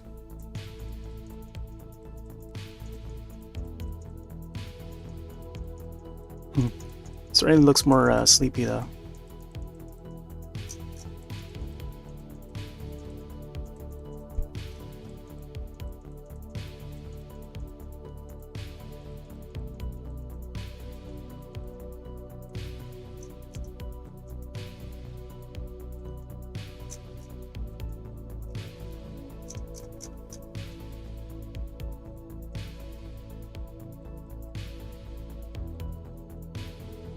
Right now we're getting down to making it a little more furry.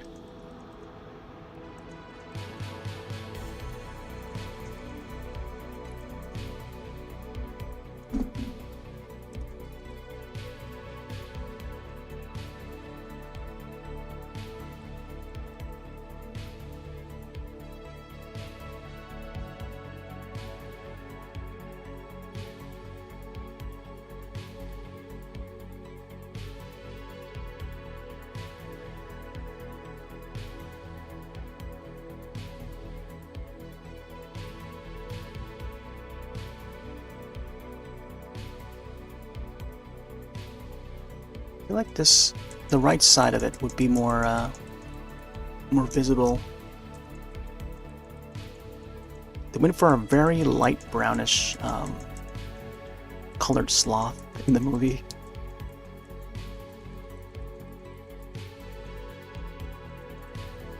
Like, there are like different sloths out there, and there's one that's like entirely brown. Like, it doesn't have that signature sort of like you know, colored face and pattern. But maybe maybe those type of sloths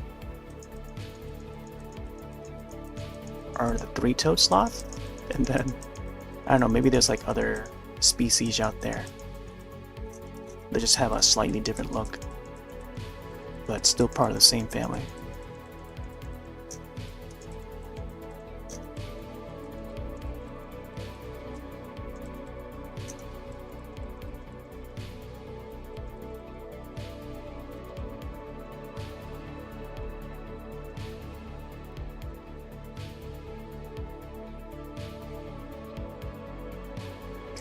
Getting some more hairs in. I feel like this side needs to be a bit more darker.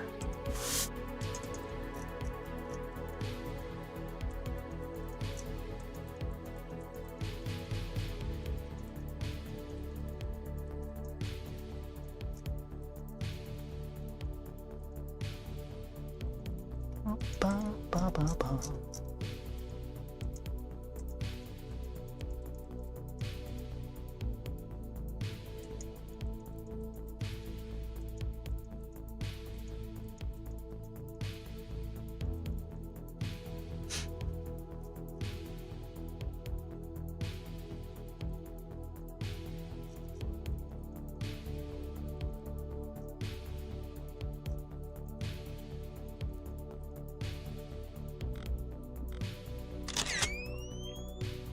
definitely coming out.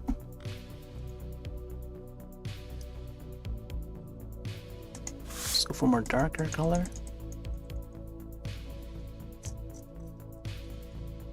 The majority of the film is like, or at least the more fun parts of the film are done at nighttime. Like a lot of the kills are at nighttime. So there's a lot of dark shots of the sloth. And then I mean, there are some daytime scenes. It's like half daytime, half nighttime. But there's like less kills at the daytime though.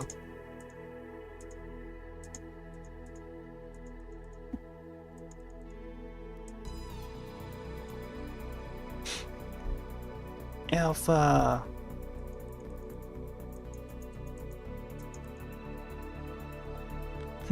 Here's Alpha.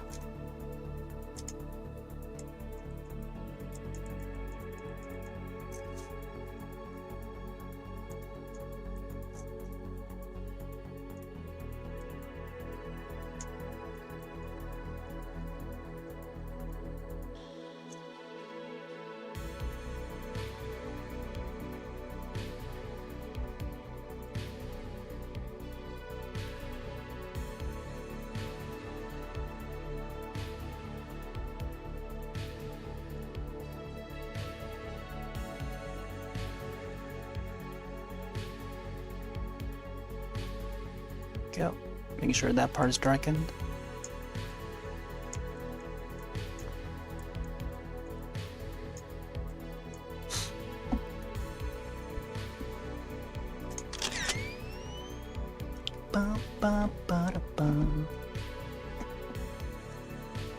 Okay.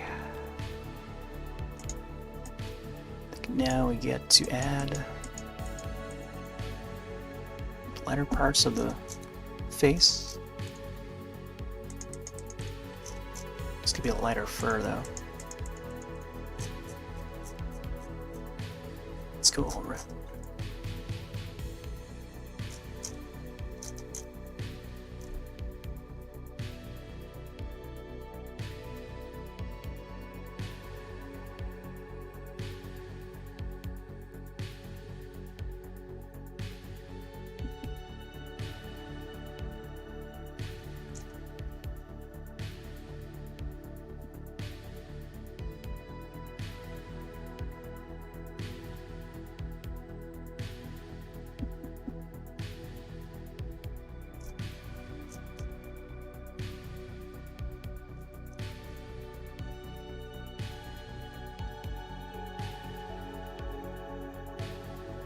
I feel like the mouth part needs to be a bit darker though.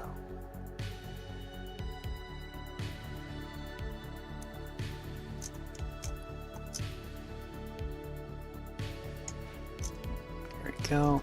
Some lighter fur.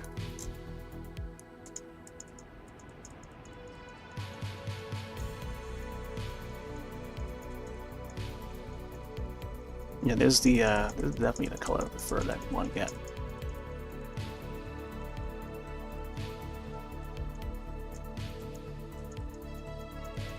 It's gonna be a little bit of a, takes a little bit of a patience to try and get all the fur in.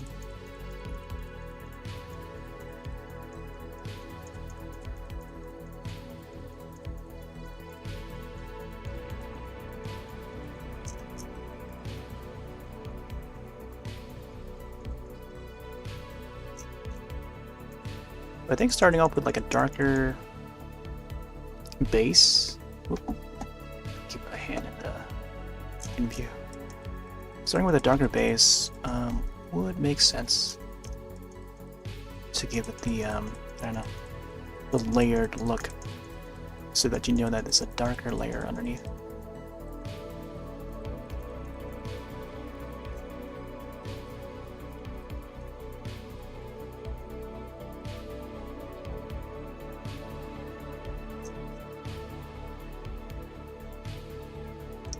So got a lot to do with the eyes though.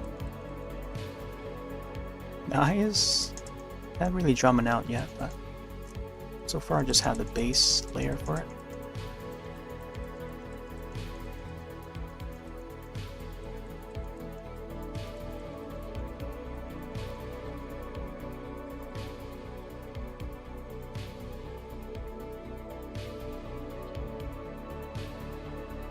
This side of the face needs to be a little bit more darker.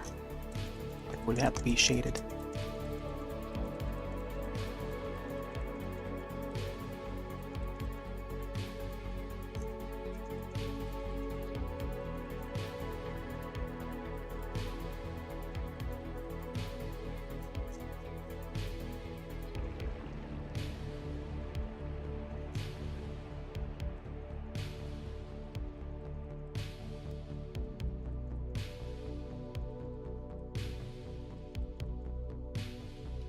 Let's go a little bit harder.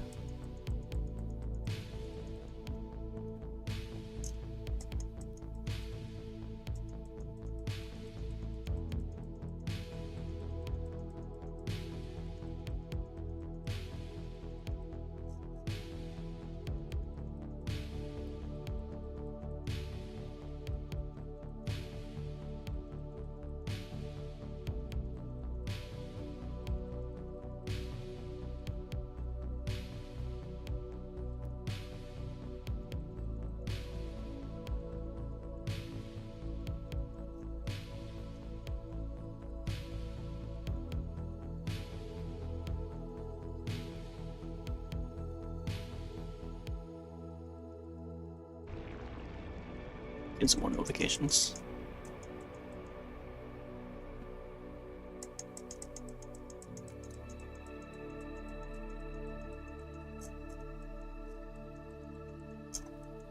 I think the fur is more apparent on this side here.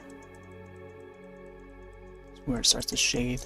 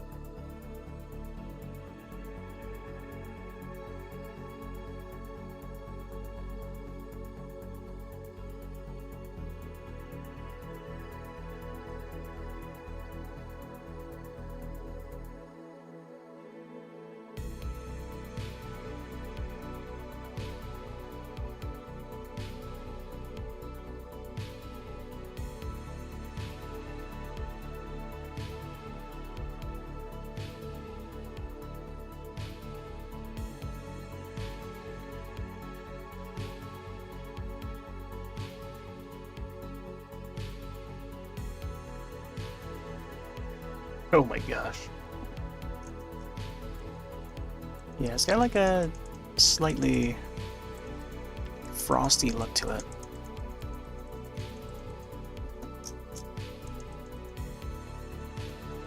I wonder if there's any such thing where a sloth would be in like a colder climate.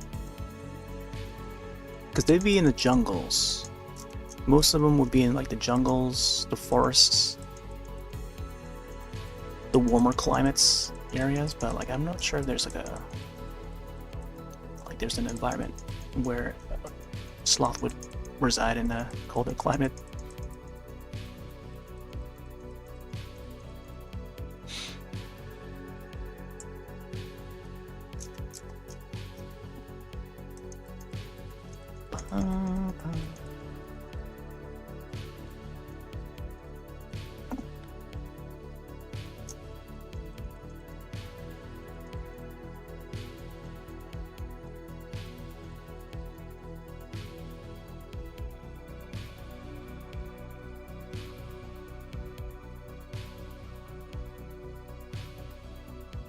And it is trying to get like, I think when it comes to like drawing animals in general, getting the fur to look like fur is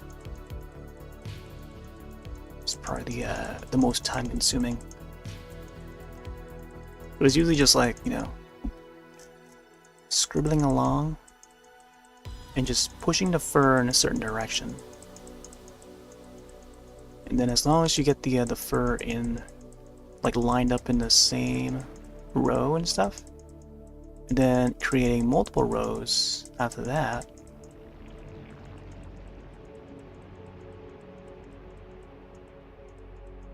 would keep them, you know,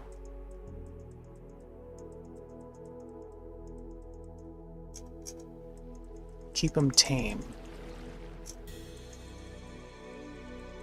Otherwise, like having the fur all over the place, I don't know. Yeah, I think it depends on the animal, or unless maybe the creator wants to be creative about it. Maybe they're trying to portray a certain style or something. You definitely see that happen.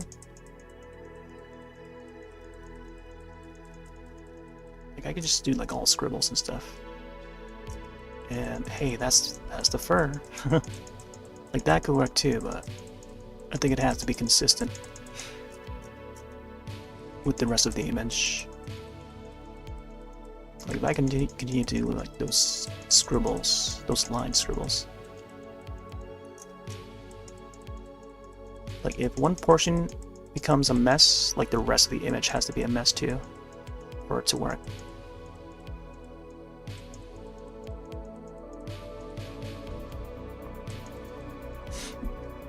Okay.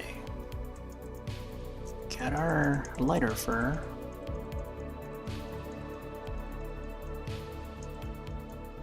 There's still some parts where I gotta darken up.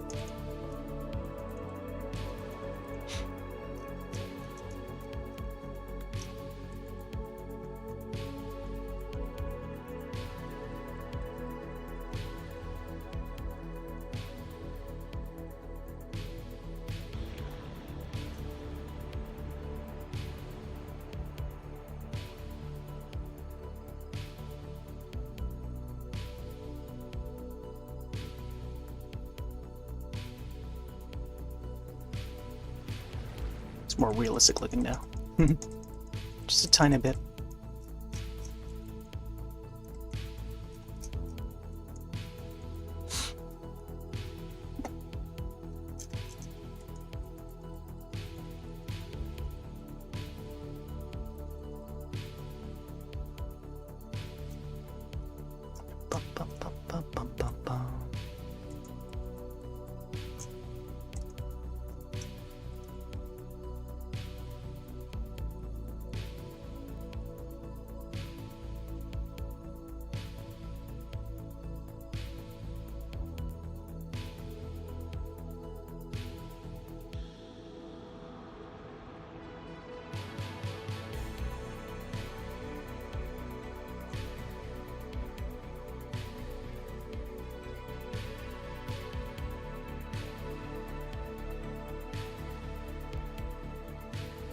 Okay.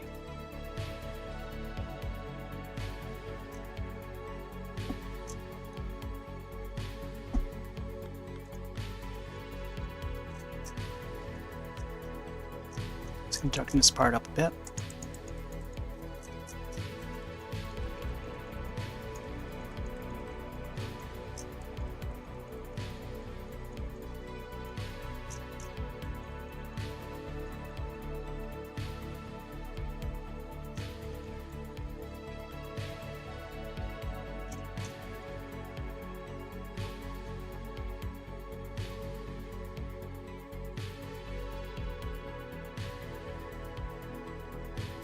Especially this side here.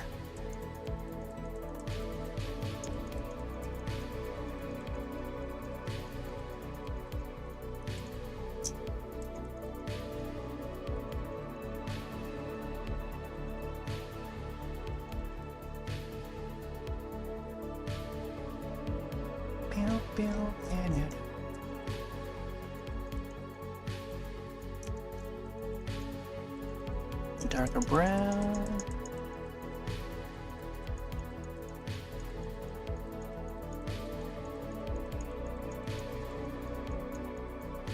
I feel like the majority of this bottom part here should also be like a darker color.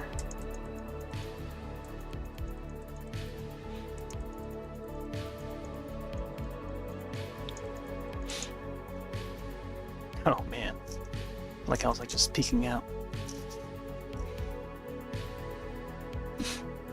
Okay. See how the eyes are gonna look. Just go for dark. Dark gray.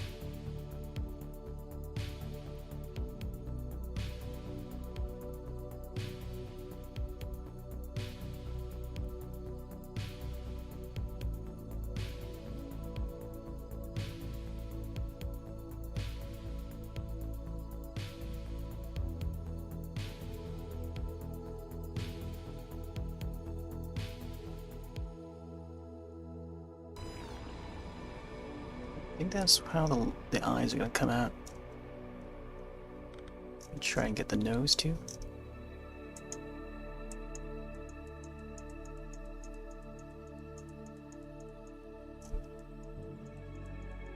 Oh, got our nose. Gotta get the lips here too.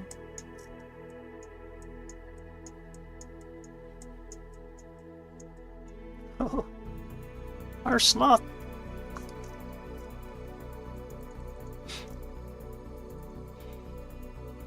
Oh man, good stuff. Alright. The next tough part would be the tiara. It's gonna go across the head. Let's save this now. Alright, we are 2 hours in. Give me a moment, I'm gonna step away for a little bit, be right back.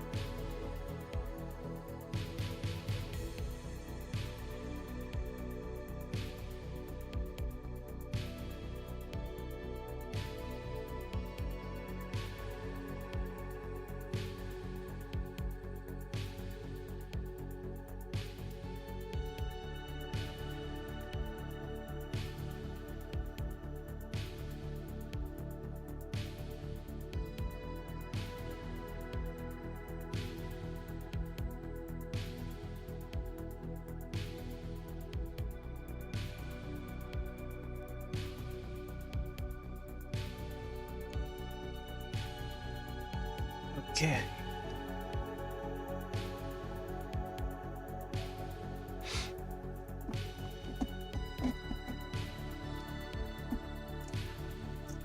I think I should add some more markings to the door to make it look like a door.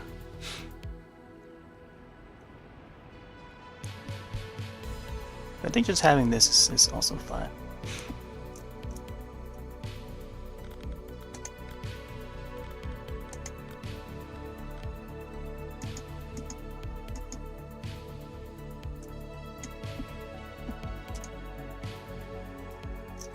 Let's go a little bit lighter in the eye.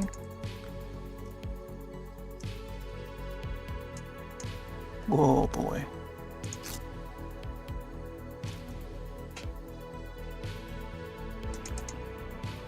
See, just having that dot, I think, makes sense.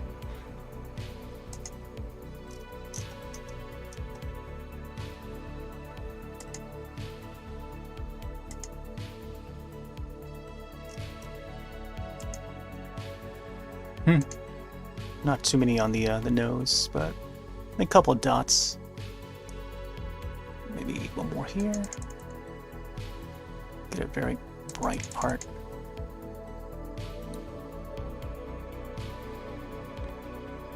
Just need that extra sparkle.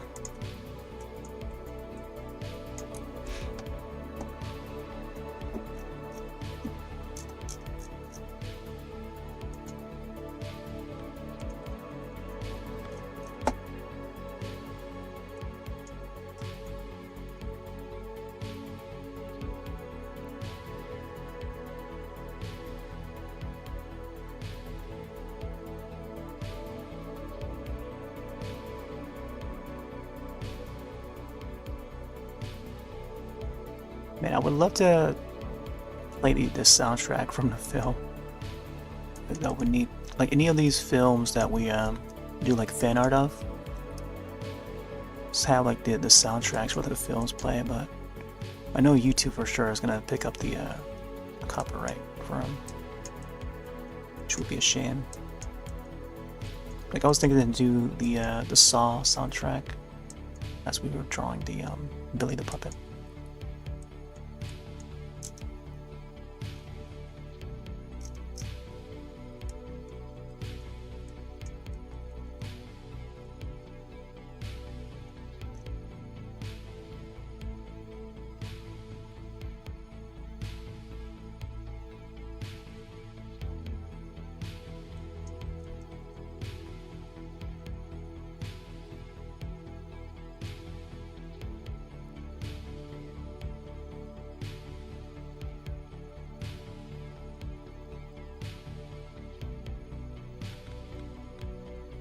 Let's go over a little more black. I feel like the eyeballs should be completely black.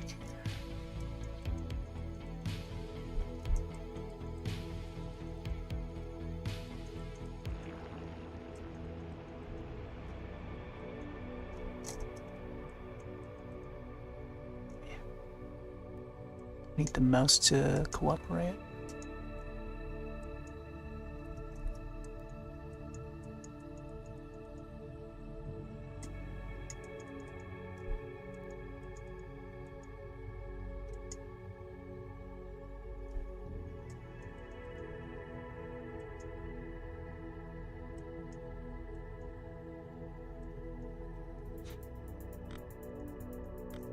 Let's color this part here. Make sure it's vibing with the blacks.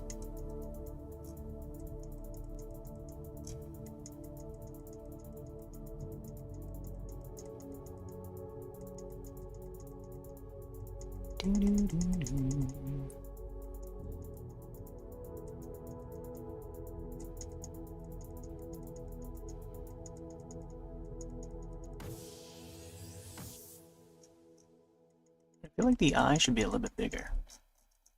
At least that's how they appear in the film. So a lot of the times the eyes would like blink, make it seem so alive.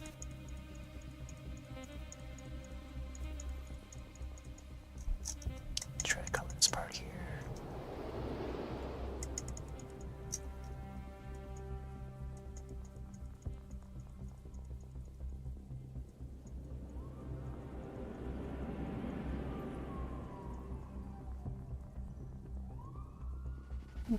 I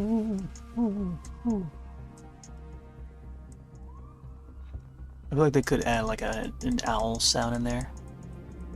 In the soundtrack.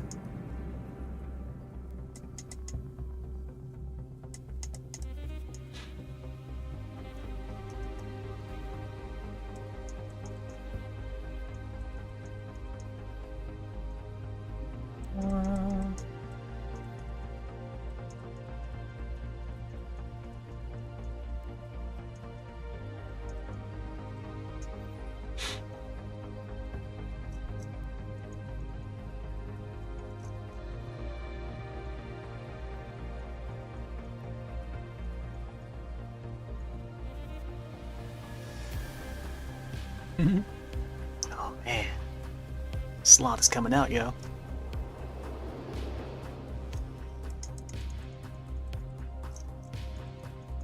Yeah, go a little bit darker for the eyes here.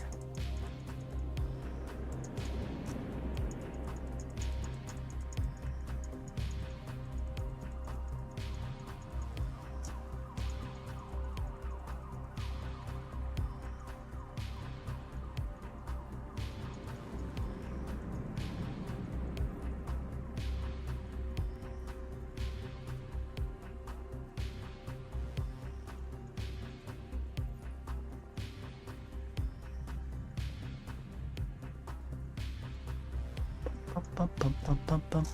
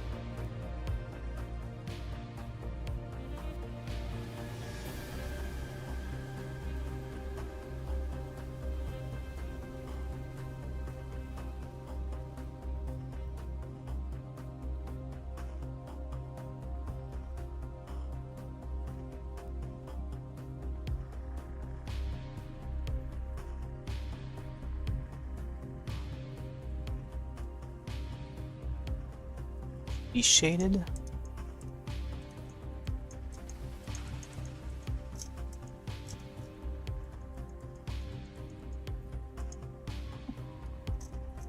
Maybe a little bit in this part here.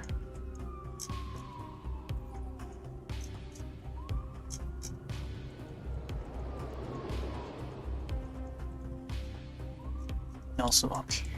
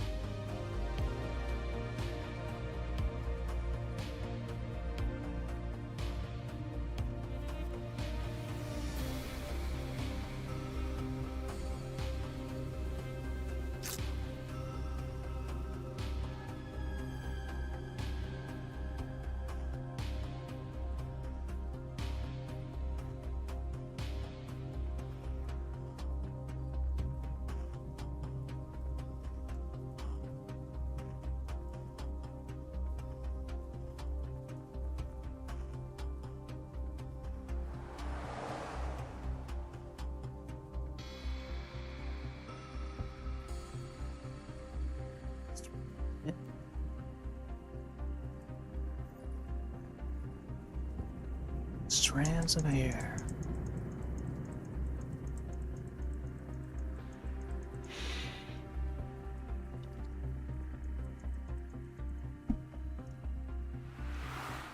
Bum bum bum bum bum bum bum.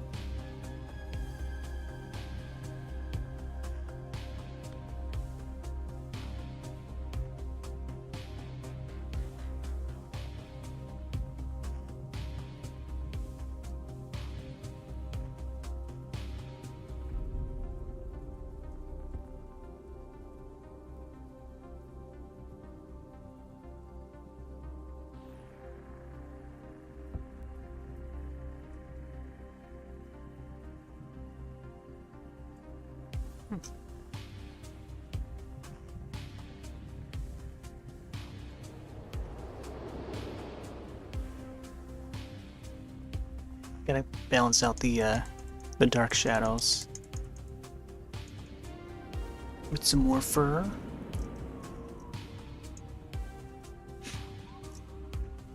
Maybe there's probably some lighter fur down here.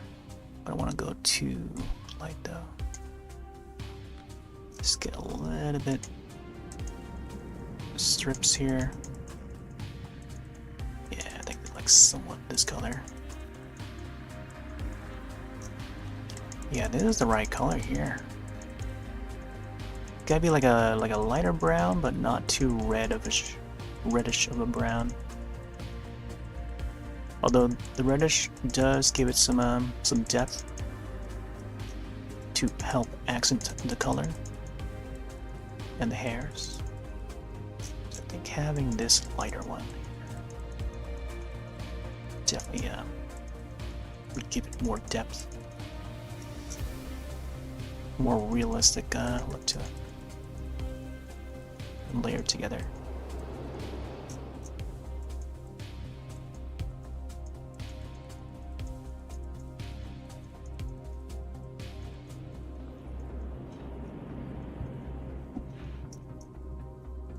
Let's get some on this side.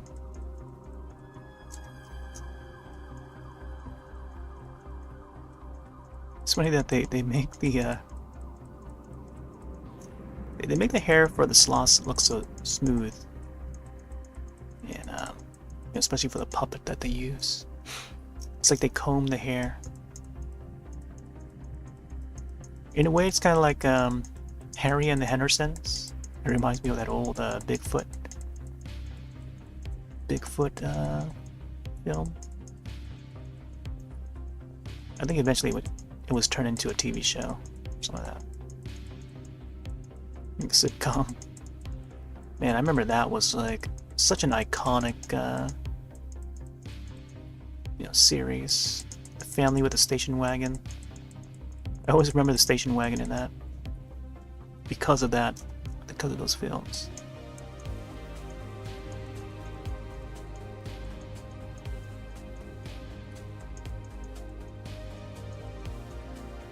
It's like things like that. Harry and Henderson's, Alf, the old school Alf 80s.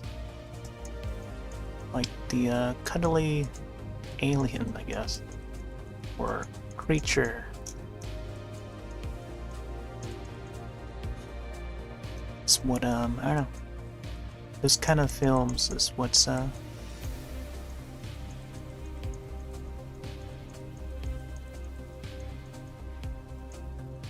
it continues to, like, I don't know, trend.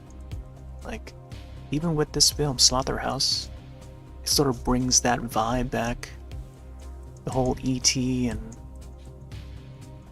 Gremlins, Critters. It's like an homage to that, like indirect homage to them.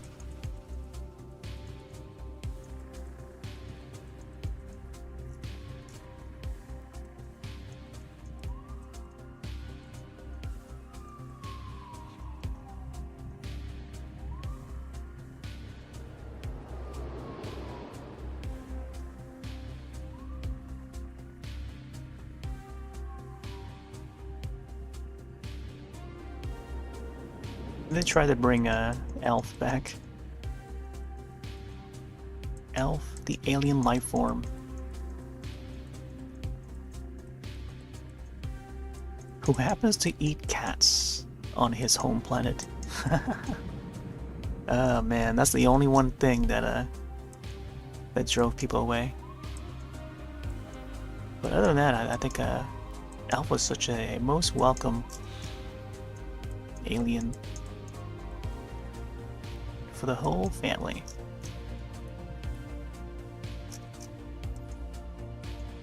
Bum, bum, bum, bum, bum, bum, bum.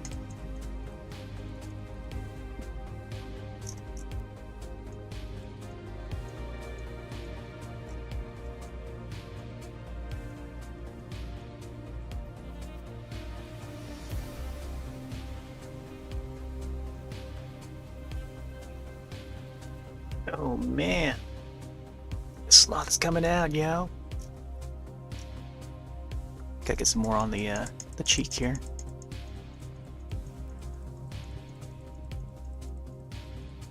Here's Slothy. Here's Alpha. Man, I think I would love to have this on a shirt.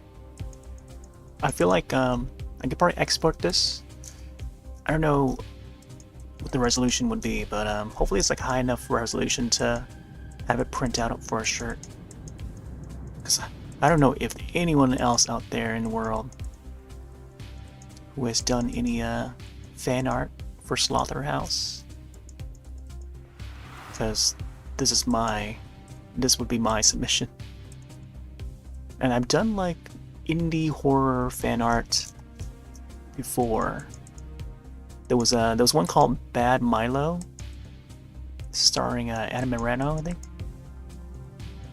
It's more comedic. It's a horror comedy, but it's a very vulgar one. But yeah, in the same nature as this one. I don't know what it is, but with these indie horror comedies, they I don't know. They sort of stick with me, I guess.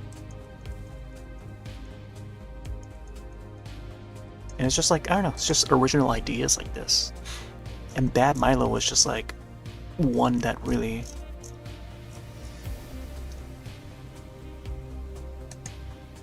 stood out for me for some reason. It's just that cuddly nature of it, I think. And then now we have Slotherhouse. It's like, wow. Another one, you know? It's another one of those. Creature feature, and you love the creature, you know? It's like a lovable creature that kills. So same thing with Milo. Bad Milo. I feel like less people have seen those films, though. I think at this point it's considered another indie classic that folks may have not seen. I think it just like went straight to video or something like that, or straight to VOD. But yeah, I did a fan art for Bad Milo. Tweeted it over to Magnet Releasing, who is best known for a lot of a lot of indie titles that they would publish and distribute. And they recognized my art because they held a fan art contest. Decided to enter. And then it was featured on their social media for a couple times.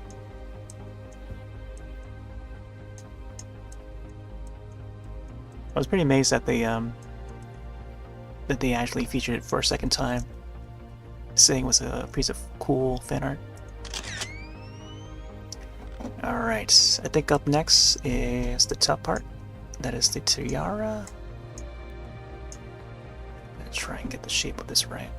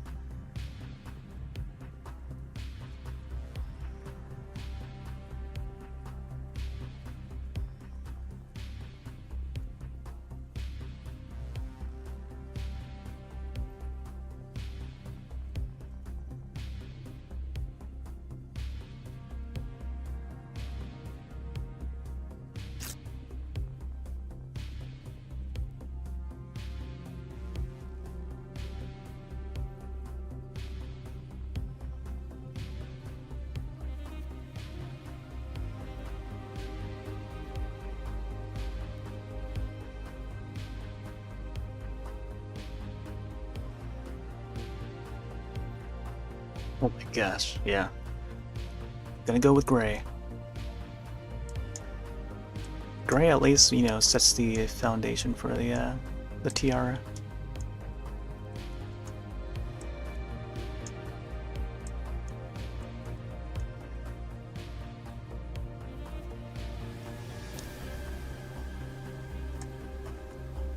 Although I feel like I don't know, maybe I should go with black, just to be safe. At least black would be like the shadow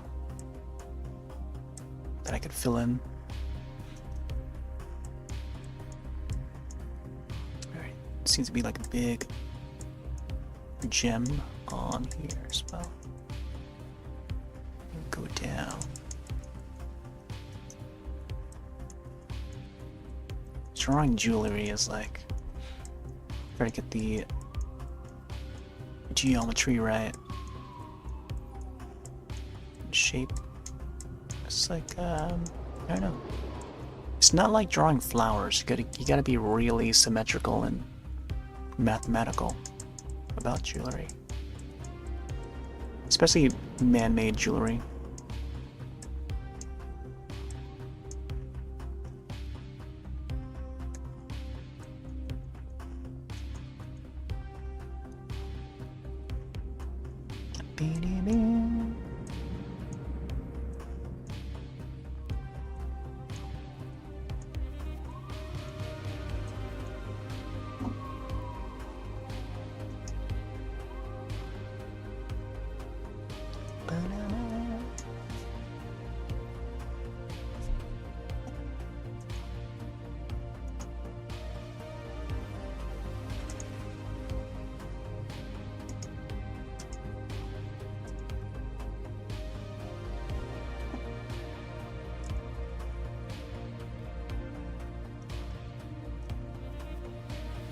This part is like a little too wide, but I'm not too worried about it.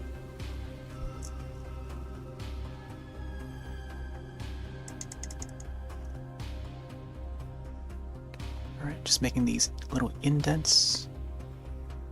I think all the way around the tiara, the rim of the tiara would be gems. It would be a small one, and then a big one, then a small one, big one. I think that's how we'll do it. I feel like the tiara is probably going to take another couple hours to get them all. Oh boy. I do intend to maybe finish this drawing tonight though. I want to have it set to just a single session.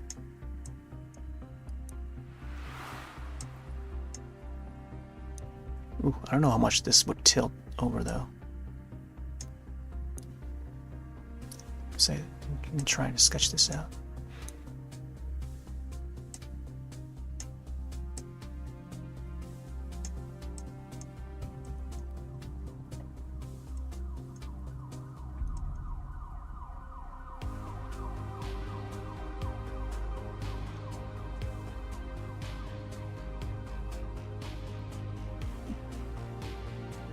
Okay.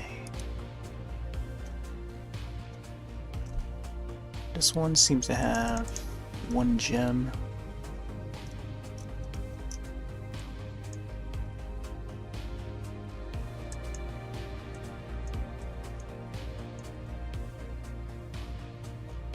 This one also has a gem. At the center. And then I'm not sure what to make out of the end part here. It's like a different shape.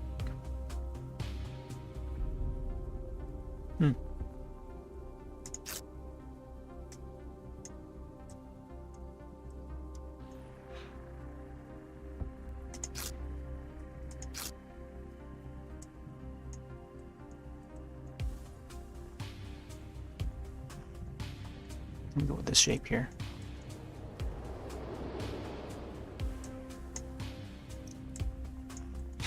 Nope.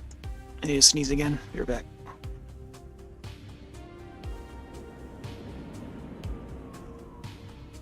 Okay, let me double check. Alright, good. It's been a lot of sneezing and coughing. Not really coughing, but like...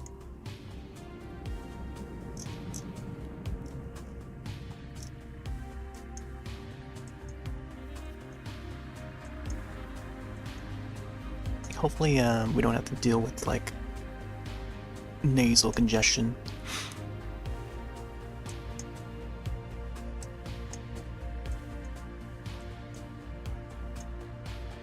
But the weather that we have in here is it's pretty fair. It's not too cold, but it is getting chilly.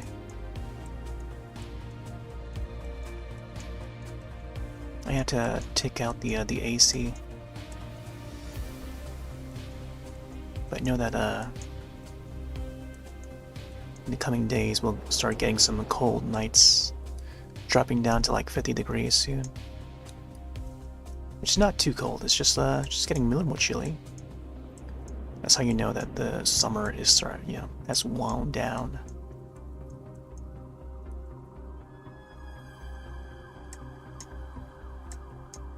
Or at least, starting to wind down. There's been like years before where it started to snow a little early as October, like towards the end of October. Then well into November, start getting like a blizzard and stuff. Not even in December yet, which is pretty wild. But usually snow would arrive in late November, or just gets really cold in November.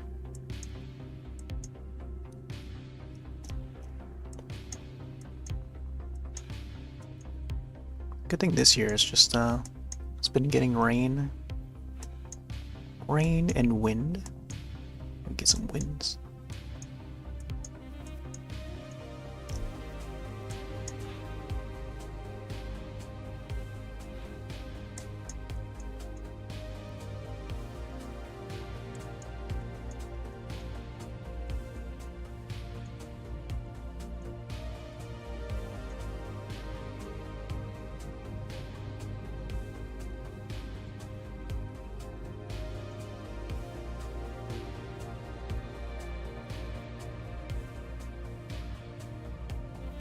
Oh. I feel like the gem that is on the second one here, it's more of a diamond shape, rather, or like an ovally shape. It's gonna be tough trying to get these gems to look right.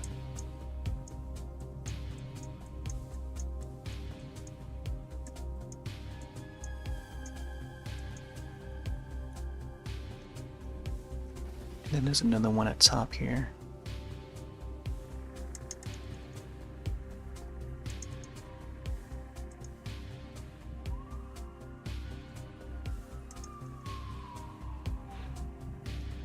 Bum bum bum bum bum bum bum bum. This needs to be.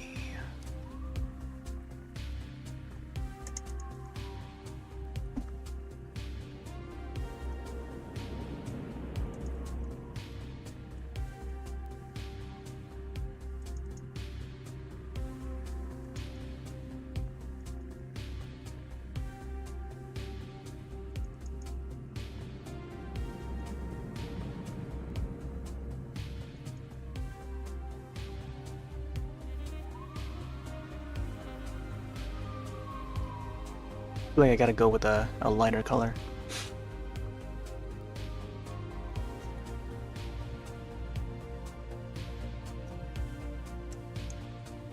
Alright, let's get this part in.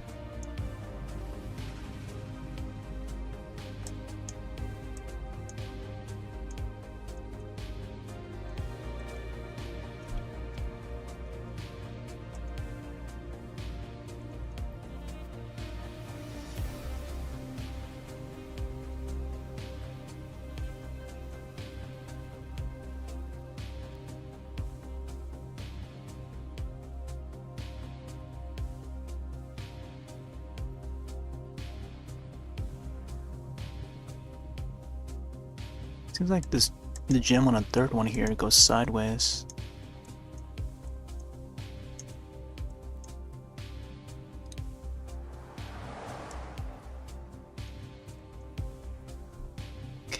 apparently for this fourth one, it's like another one, like there's another one of these that goes oval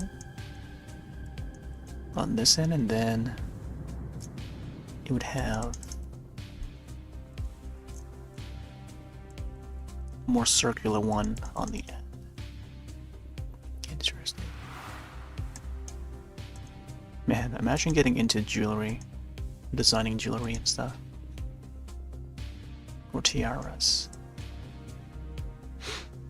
So I can charge my device.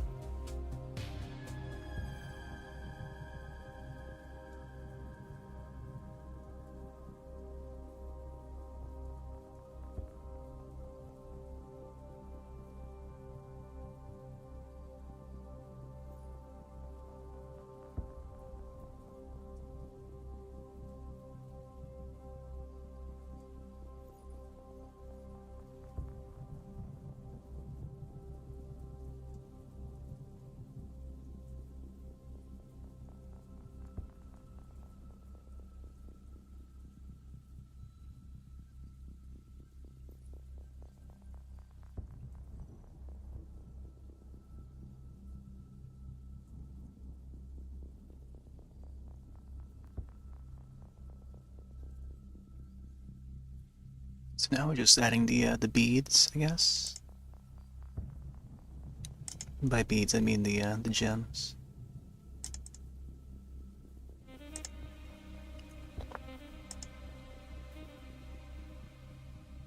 Starting to feel the lag of the program now, but that's okay.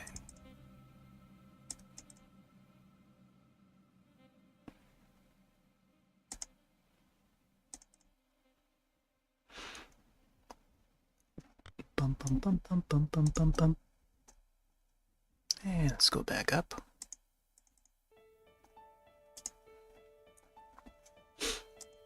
Feel like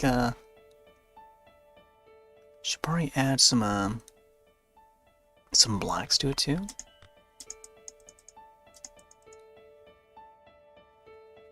See how this will look.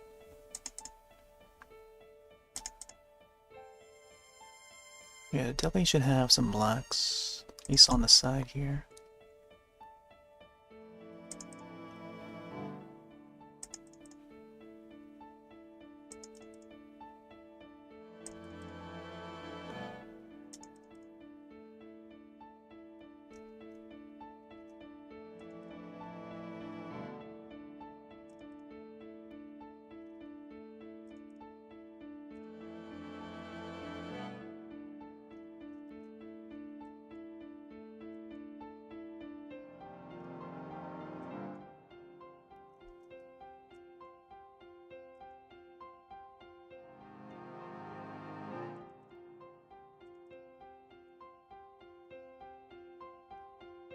I think the blacks are like really dangerous, cause you can make the image look not right. But I think it all depends on like the lining of how you Oop.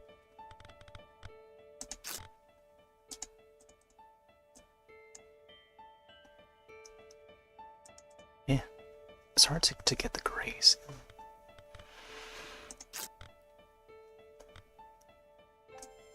Like you want to go gray, but it's not supposed to be a dark color. It's supposed to be like a. Should be a darker color, but not too dark.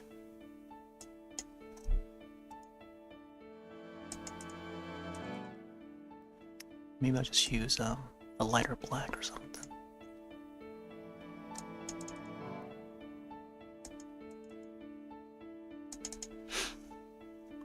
Yeah, it's gonna be difficult.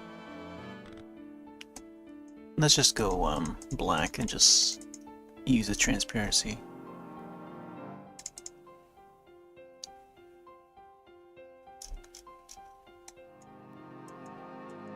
I feel like it has to be like a more angular shape rather than circle. Now, if only there was a, I don't know, not necessarily a circle shape, but like a square, and maybe if we can rotate the square to give it like a diagonal shape, like a diamond-y shape, like that would be nice, but we gotta work with the circle. Otherwise, I think using a triangle here, you can probably make shape like this, but you can't like turn it around in a way that we, you know, like there's a square here, but we gotta drag it. We gotta like shape the dragging of it and stuff, which could work too. I can definitely see it working, but not really necessary. I'll just stick to the circles for now, I think.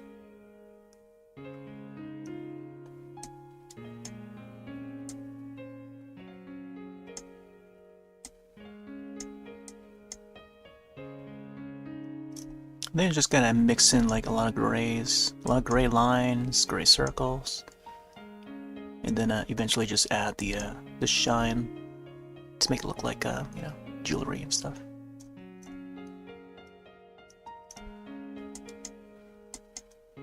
It's normally just working with darks and lights.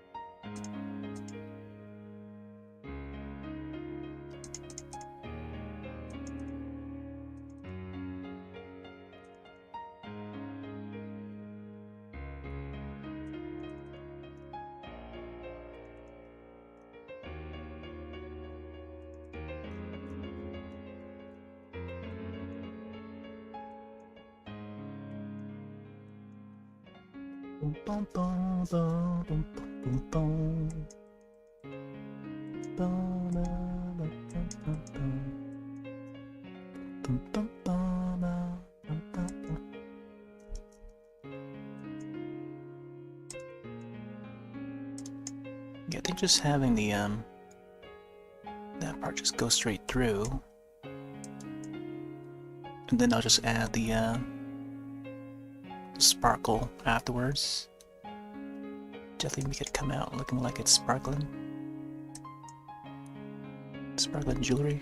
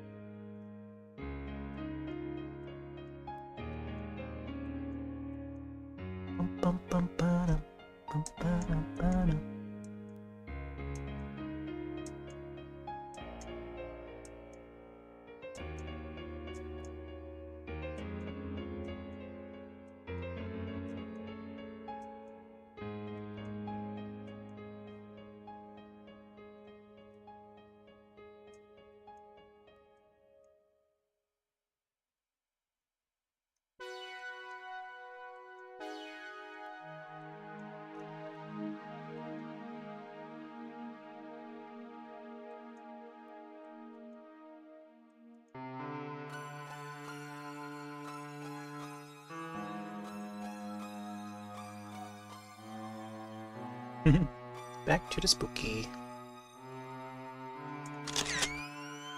Man, this is only just one side of the tiara. Still gotta do the other half. We're not even through this yet. Alright. So you can get the sparkles.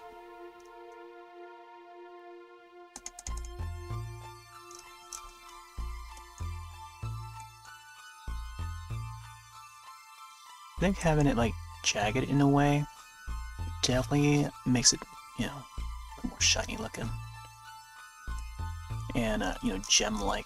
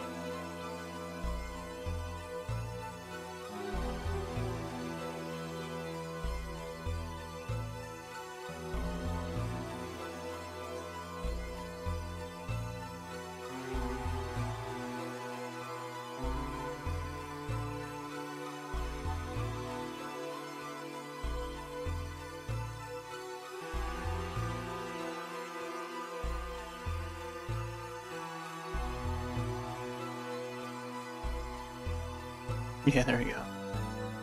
Just adding bits of sparks here and there.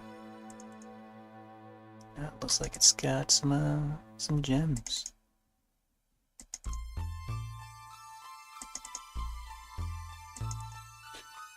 Oh man. Yeah. Anything to get it to look right.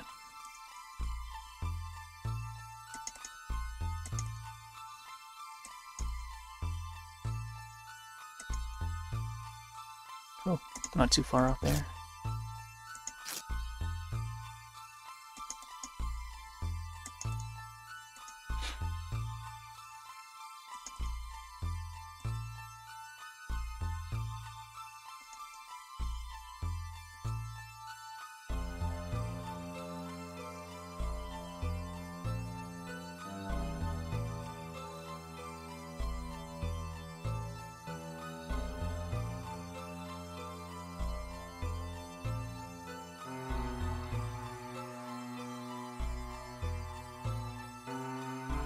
Oh boy.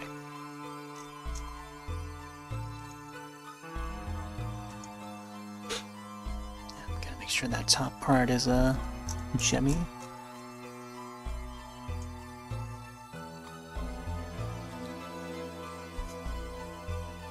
Now let's get this part here.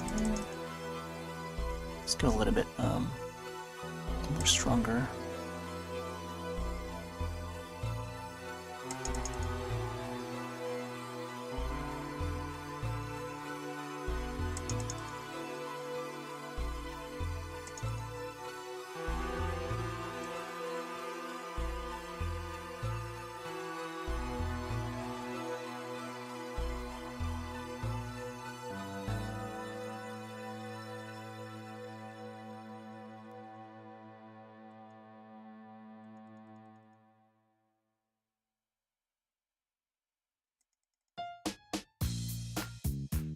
To come together at the center here.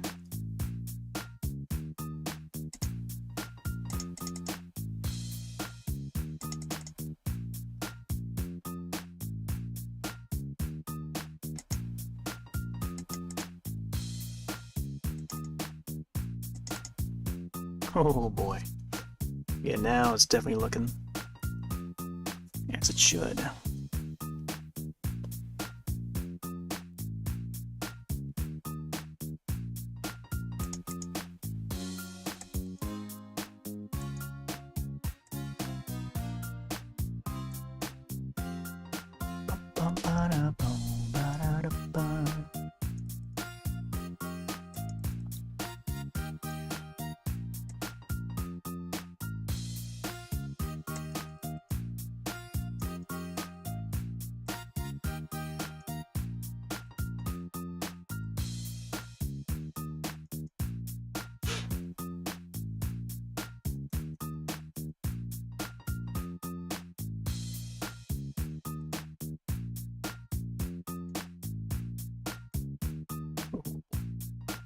You gotta make sure those shapes are there.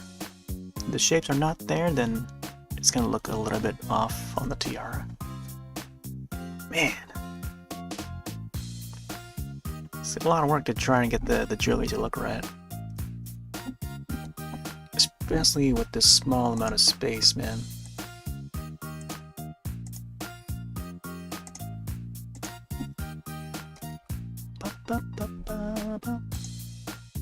What time are we at?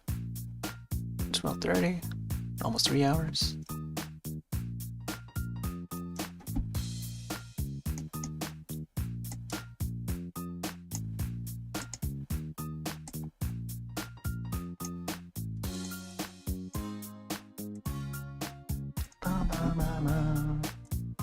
Yeah, there's like only one scene in the movie where we'd see the sloth with the tiara. I think a couple scenes though. There'll be parts where it's like animated, but it's like a fun moment to make fun of you know, the sorority.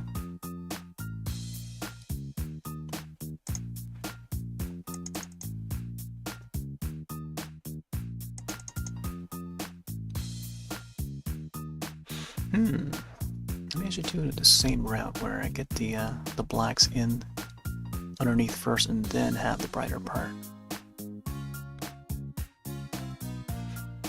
I think having that makes sense.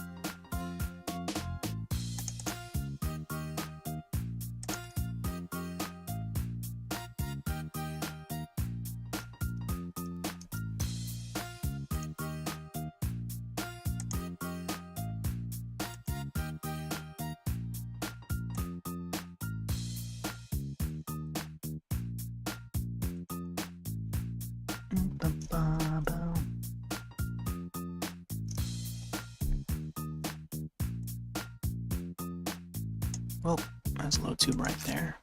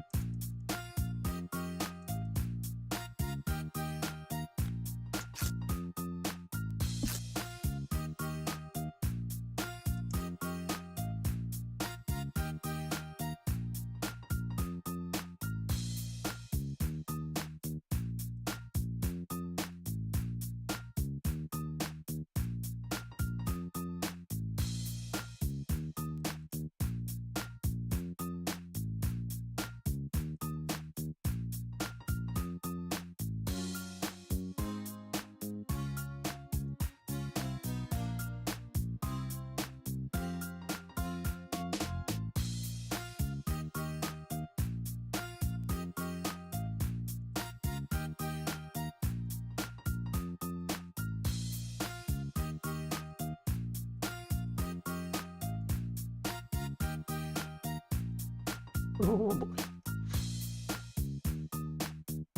I feel like this whole entire tiara is like a light show.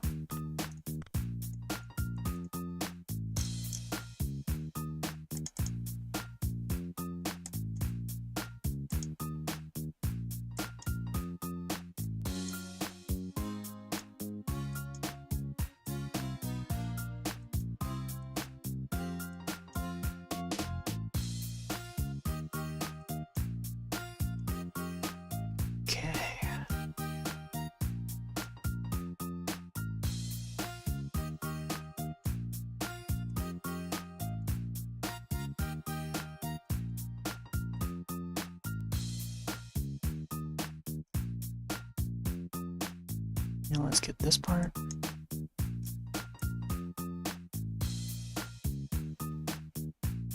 Oh, this part needs to be more darker.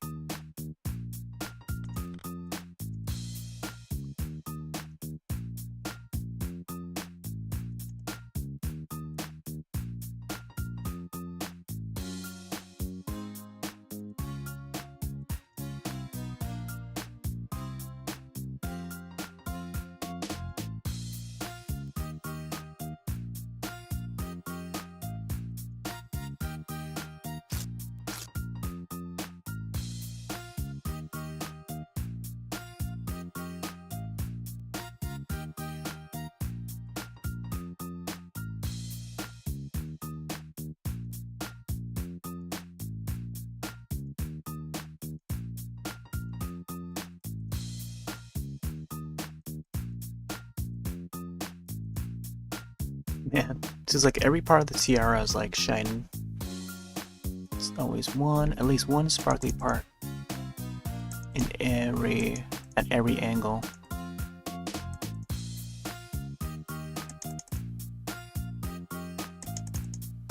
Maybe that's the thing we gotta note.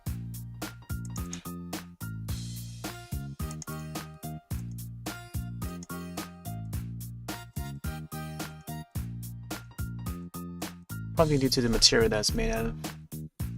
Get one side there. That's really tough trying to get.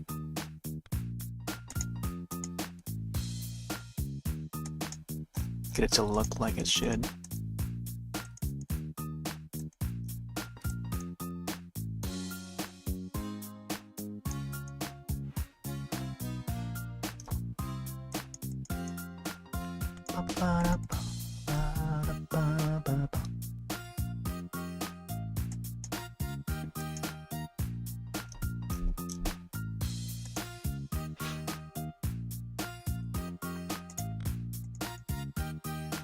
Okay, so this part here, I think that is it's got like a black side to it.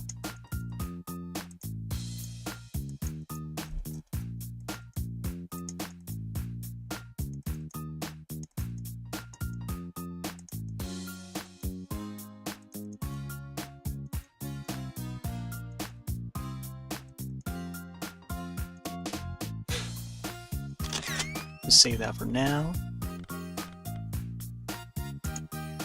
Let's get some grays in there.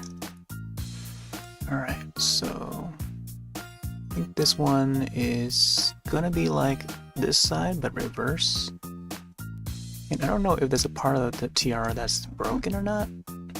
It seems like the screenshot that I took looks like it's a little bit broken. I'm not sure. I feel like this part is like broken. Whoop. Like it has the gem in the middle, but then like the next topper part. So this part here would be missing here, as opposed to this other side.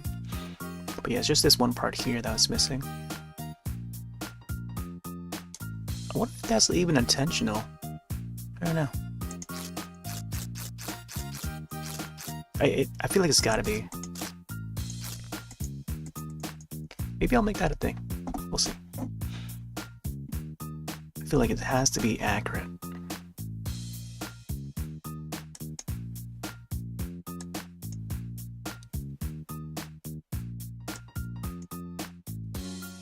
Seems like broken at this part here. But the gem is still intact.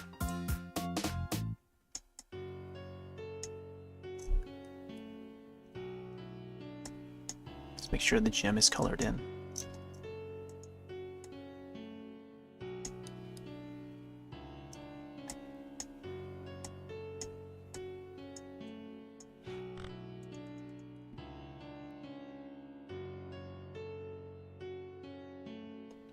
And then the next one is fully intact. This one would tilt a little further down. Whoop.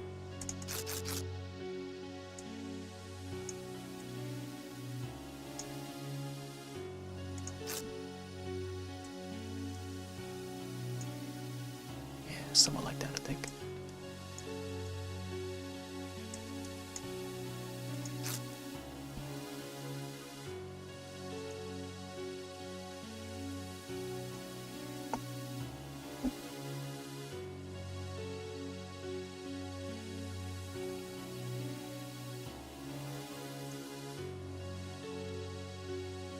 This was the tune to Dementium, which I think I might get back to either tomorrow or Friday. There's a section in the topper part of the building that I didn't get to check, but supposedly I can unlock a weapon ahead of time. That is if I know the combo, and I do know the combo for it too. So I'll probably have to make my way back up there to see if we can progress even further. Oh yeah, this was the Evil Dead theme. I made this for the time-lapse video, which is now up, by the way. All the places.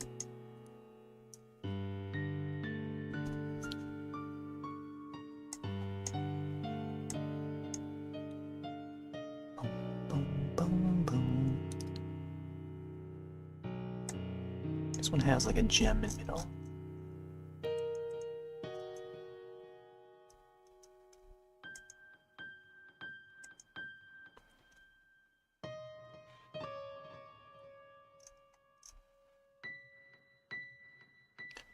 Then this part here would have diamond gem, and then it would wrap around the end, like so,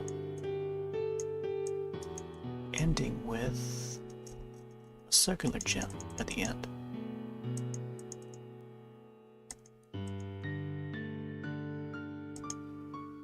Oop. It has to be a little bit more higher here.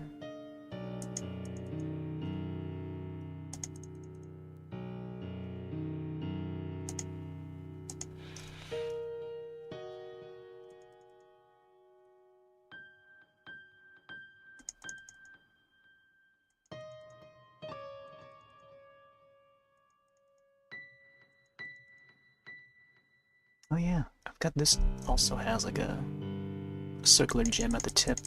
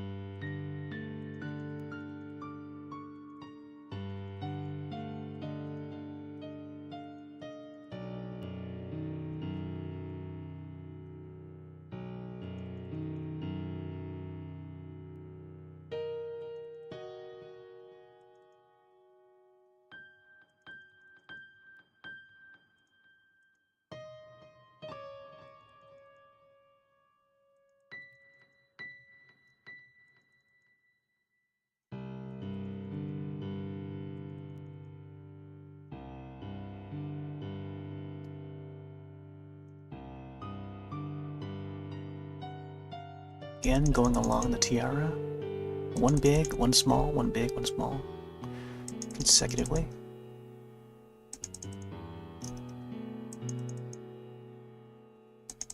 Consecutive and repeat.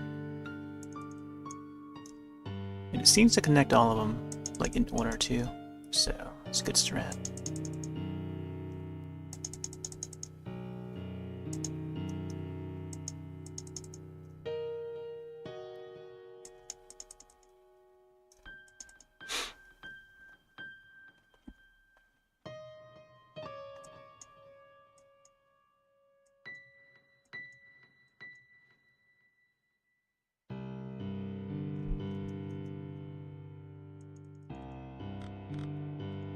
Okay.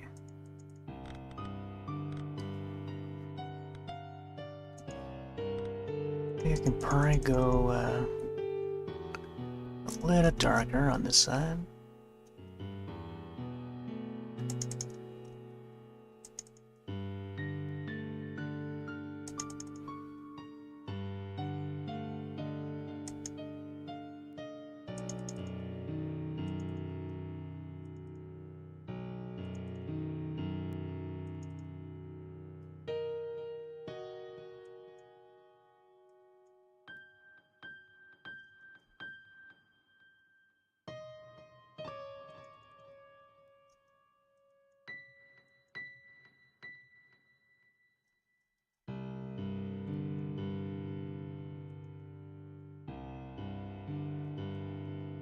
I think the center part is like mostly black.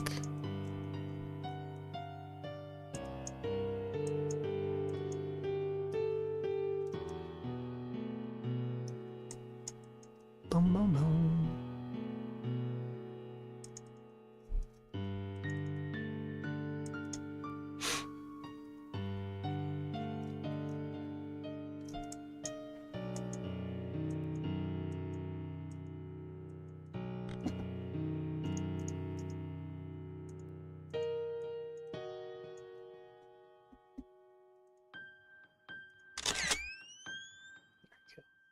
Let's not forget to save.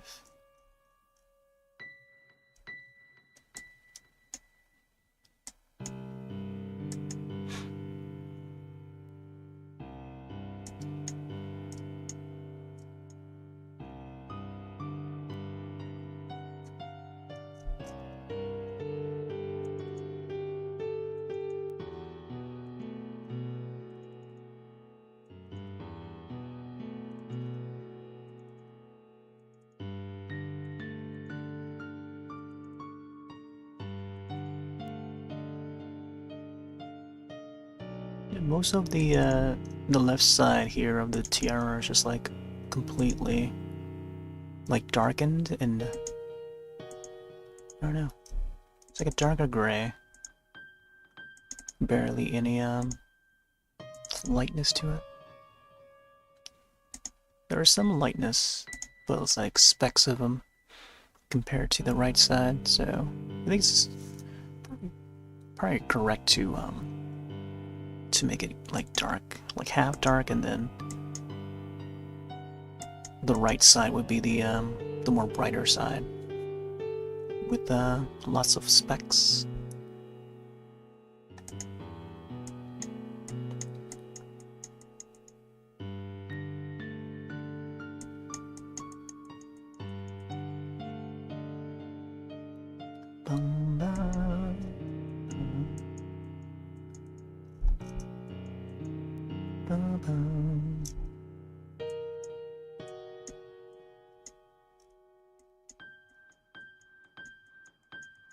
Yeah, just having a line go through here makes sense.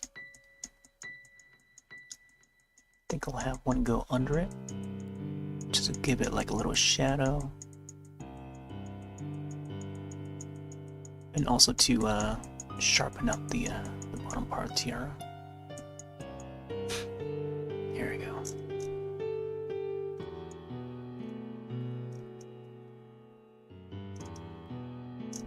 I think giving it like a sharp light color could also give it like a three-dimensional look.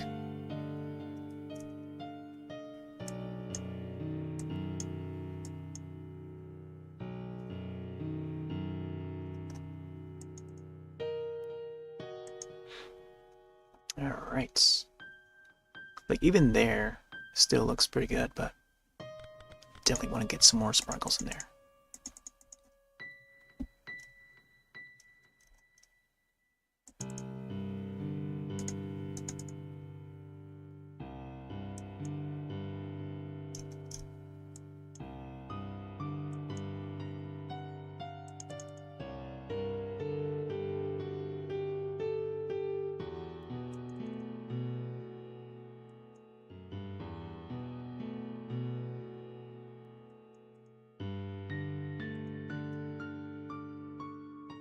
Just gotta watch out here. Don't want to give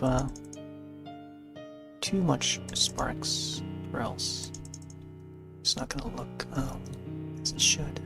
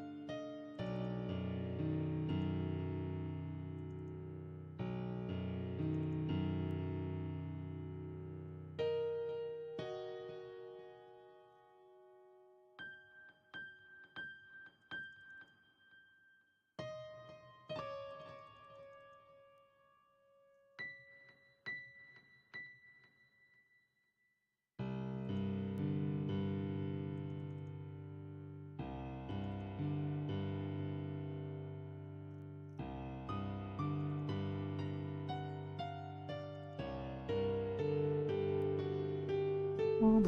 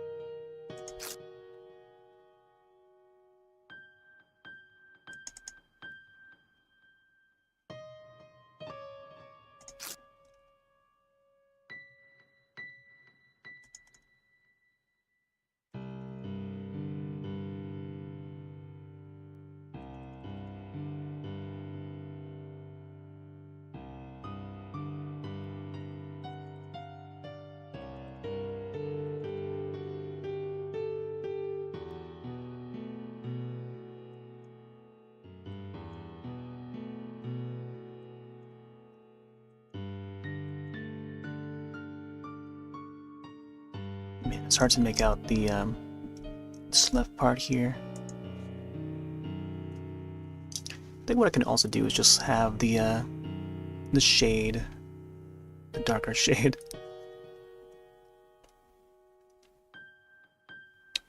But at least we got everything we need. So you can sharpen this part out here a little bit, just to indicate that this part's been broken.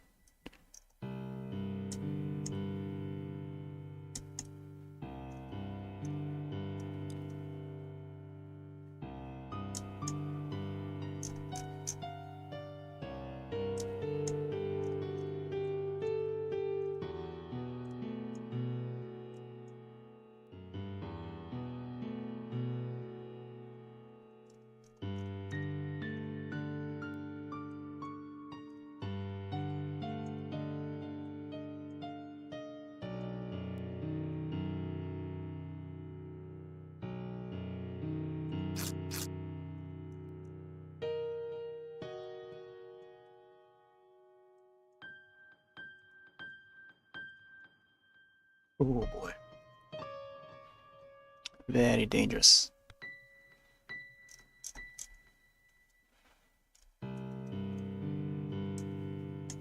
I'll try to get some thin lines down here, make it look more metallic.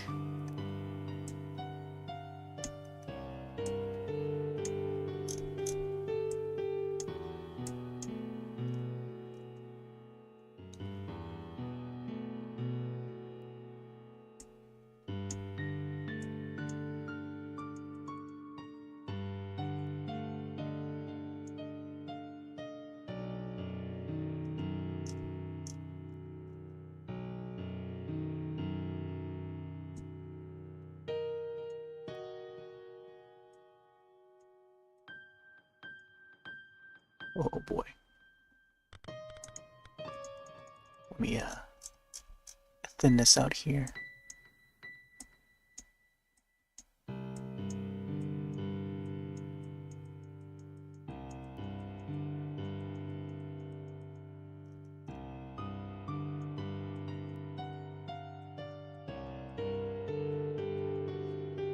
I'm not sure if that was the right choice.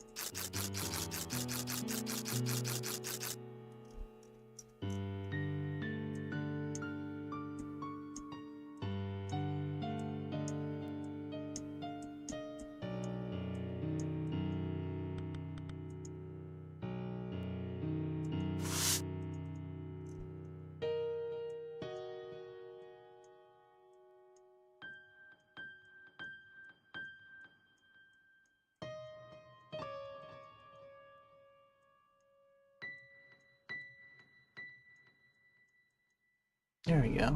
Get a little bit of lining under there, which is really tough. Trying to like get it accurate.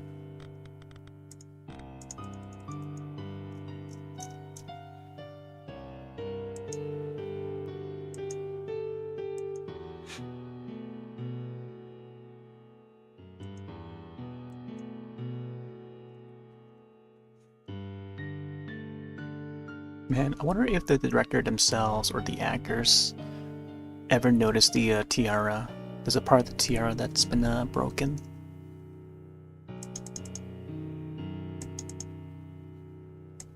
but it gets like bloodier afterwards though.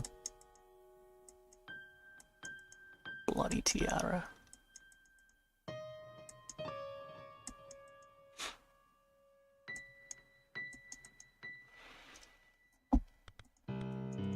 Okay.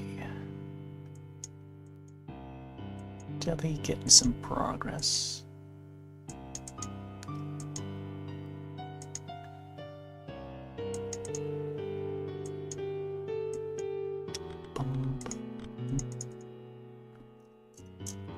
Get some lighting here. It's gonna be really light though.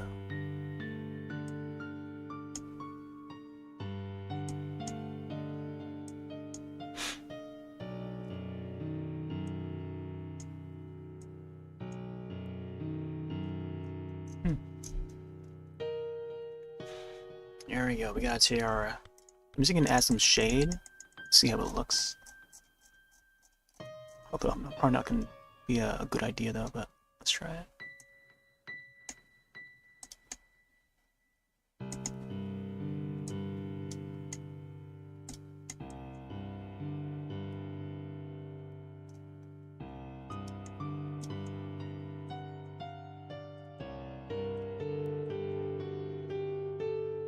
Oof, I don't know.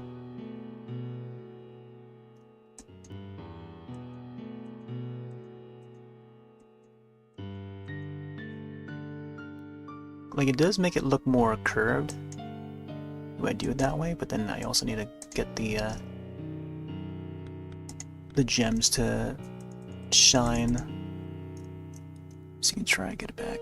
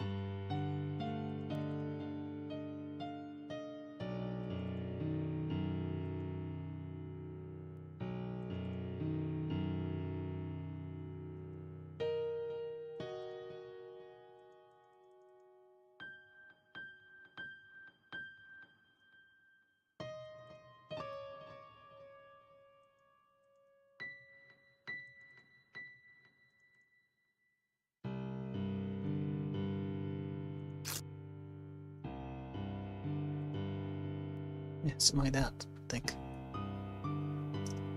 Man, that's really tough to get the sparkles in.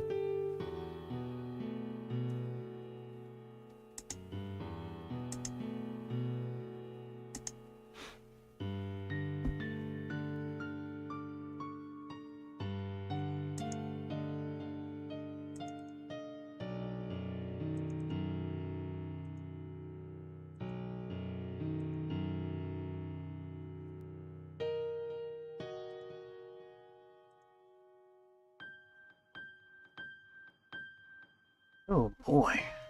Man. I think we spent a good hour on that tiara. Turned out alright. Now, let me see. Probably get the claw to shine a little. Maybe add a little bit of a more grayish color to it. Save that.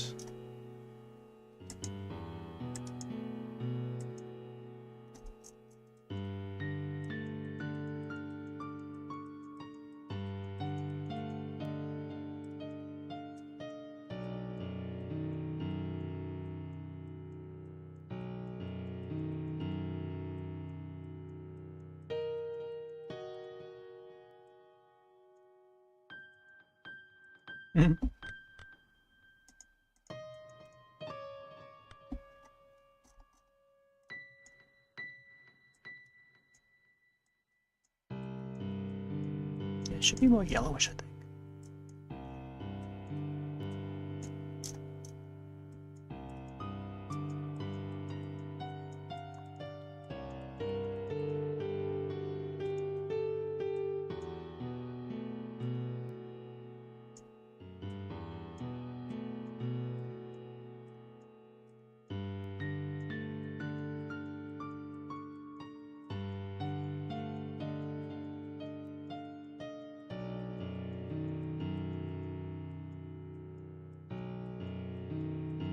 Oh boy. Sharpen up the claws here. And I love that the sloth is like, it's got like 3 of the claws.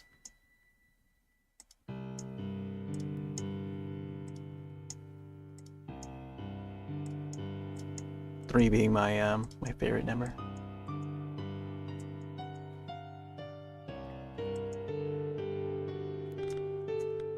Bum, bum, bum, bum.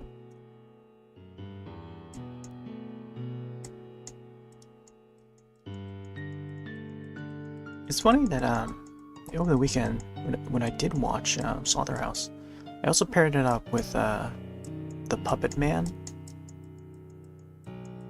which is another indie horror that's also on Shudder, and it involves like a mythological creature or demon or spirit, I guess, that does like this 3 marks. There's like 3 marks that represents the Trinity. And then when I moved over to Slotherhouse, then you have the sloth leaving like 3 marks on the you know, on its victim, which is like, wow, quite a coincidence.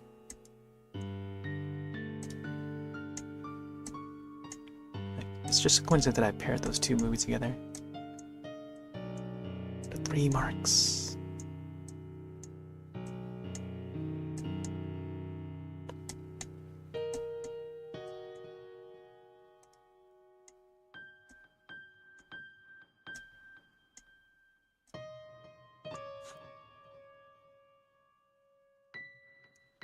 Oh boy. I don't know if I should make the claws bloody or not. Bloody not, ready or not. I feel like I should, I don't know.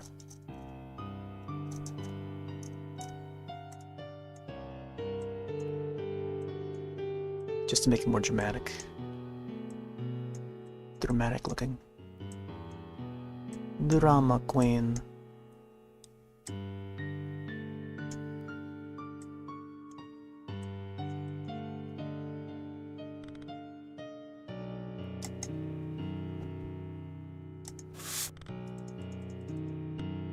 Oh yeah, I saw that Zelda Williams, daughter of Robin Williams, is now directing a new film called Lisa Frankenstein. So far there's only been a teaser to reveal the announcement, and I'm looking forward to seeing the full trailer for the film. The concept seems fun. And she posted her inspirations, other films that would inspire this concept. And even from the get-go, when I saw it, I was like, whoa, this gotta be like weird science. Maybe a little bit of a Frankenhooker, old 80s classic. It's like more like early 90s. Like either 1990 or 1991. One of those years. Or 89, 80, 89. Just another classic. If you watch Reanimate or Reanimator, 1985, like those film series would also ring in with the Frankenhooker film, which is quite a bonkers of a film, but it's quite entertaining.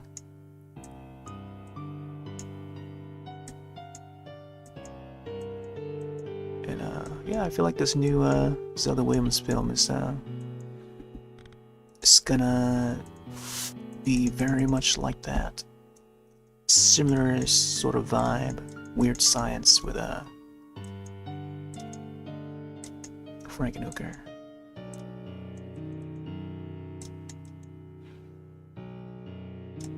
Which I dig. She's definitely going for that late 80s, early 90s era. Sort of fun. It's gonna be fun and spooky, which I dig. Alright. Man, now I gotta do the wood area.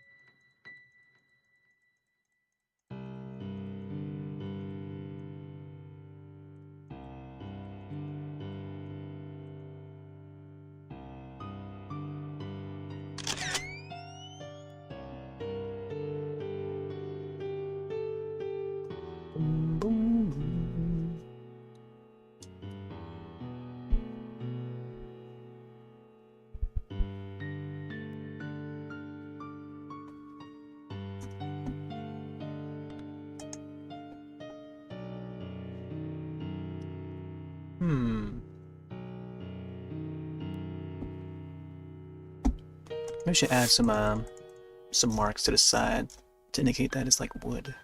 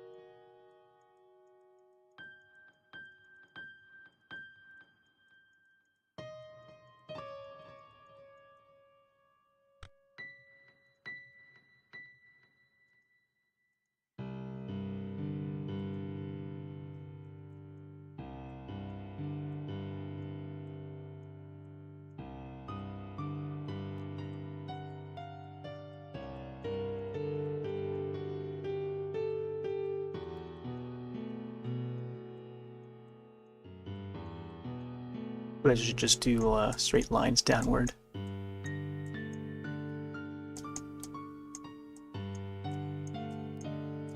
Just to give the illusion that, you know, this is wood.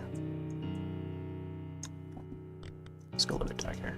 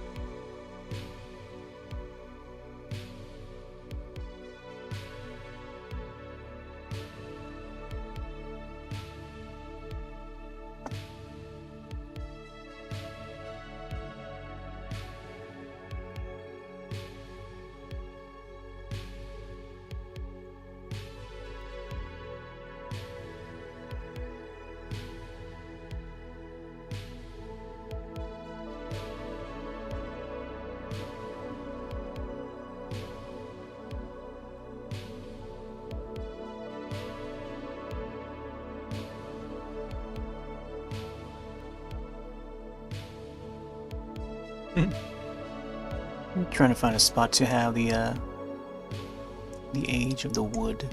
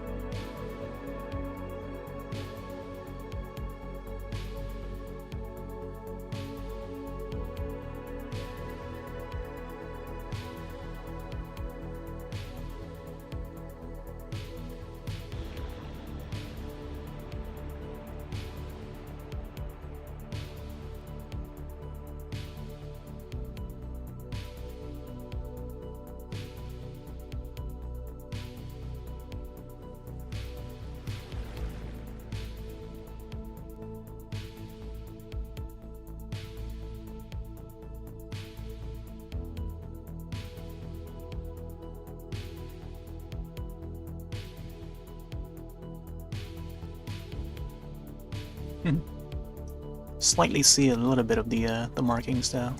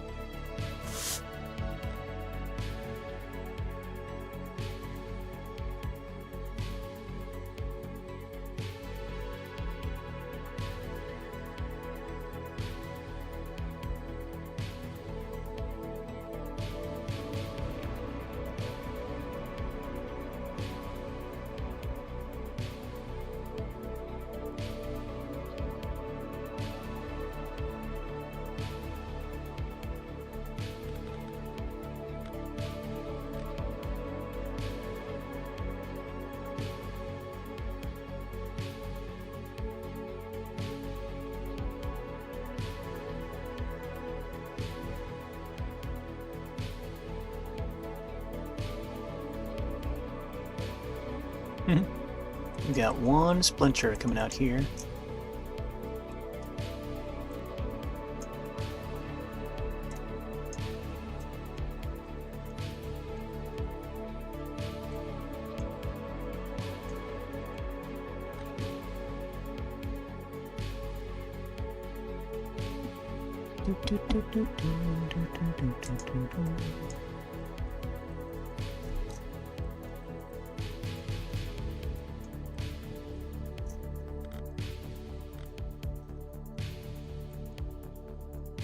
We should darken this part up.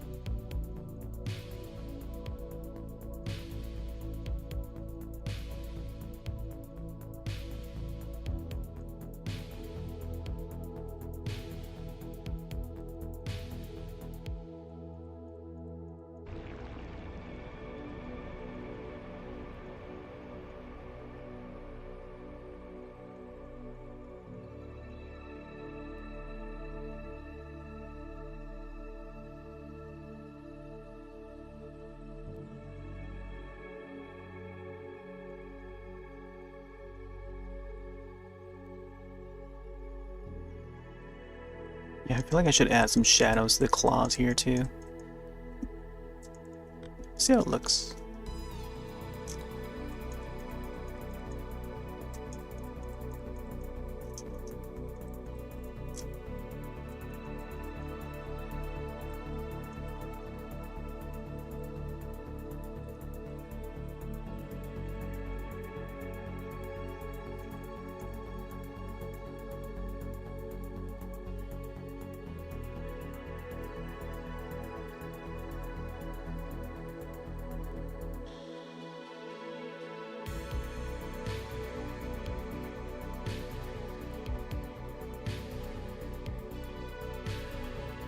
Oh man.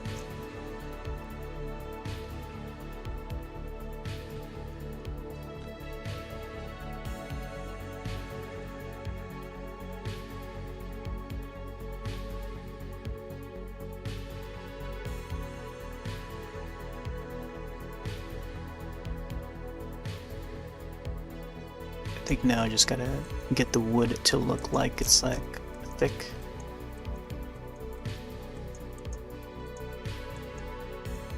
Like there's a layer in there.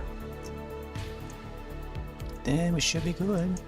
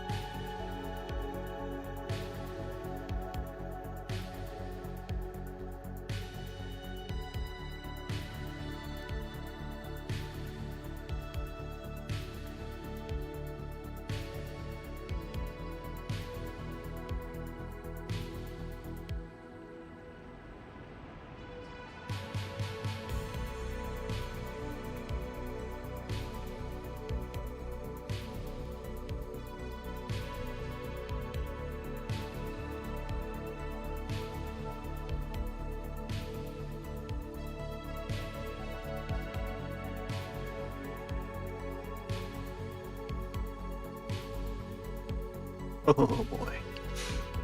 Yeah. Getting those lines highlighted and darkened.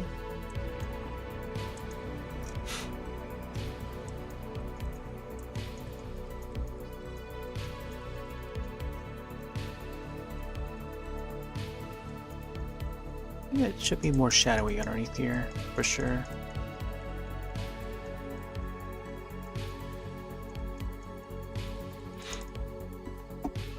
Alright.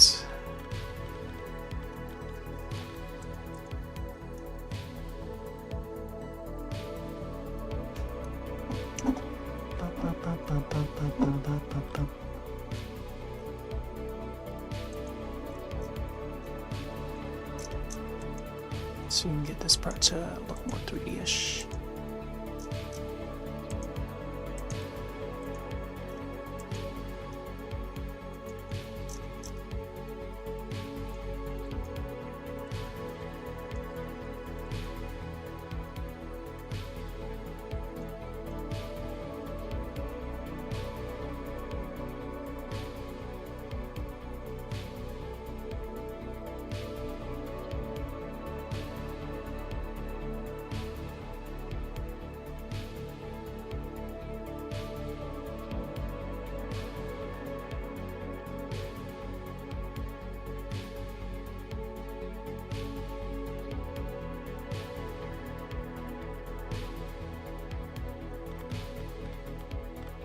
I'm not sure if I should make it any more lighter for the wood.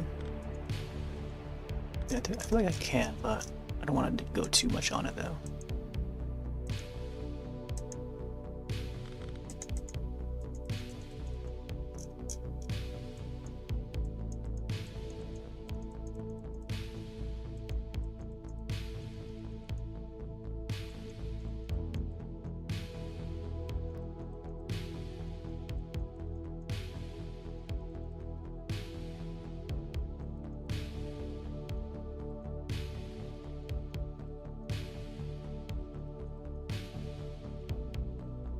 Or just give it some definition.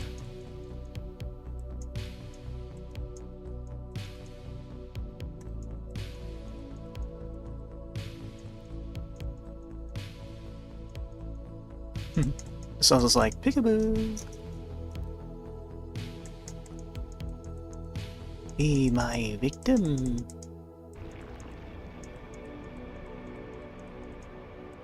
You're not getting away from me that easily.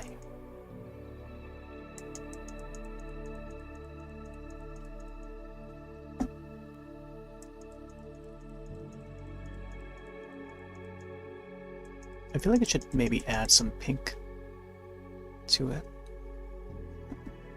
See how it looks from the thumbnail here. Alright. It's definitely some lighting.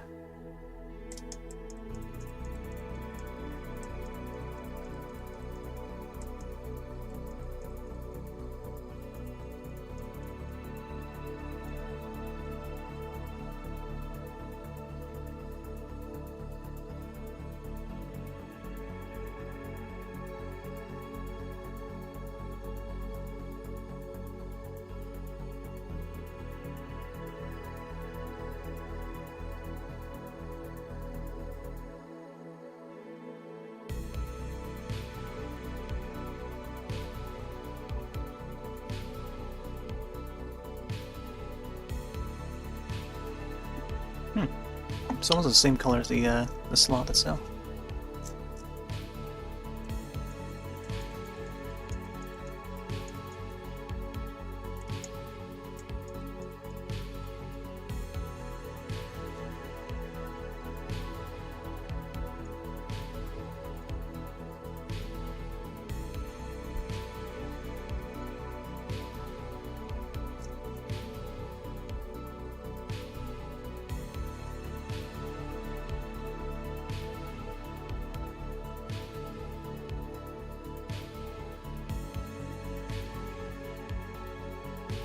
Ba-da.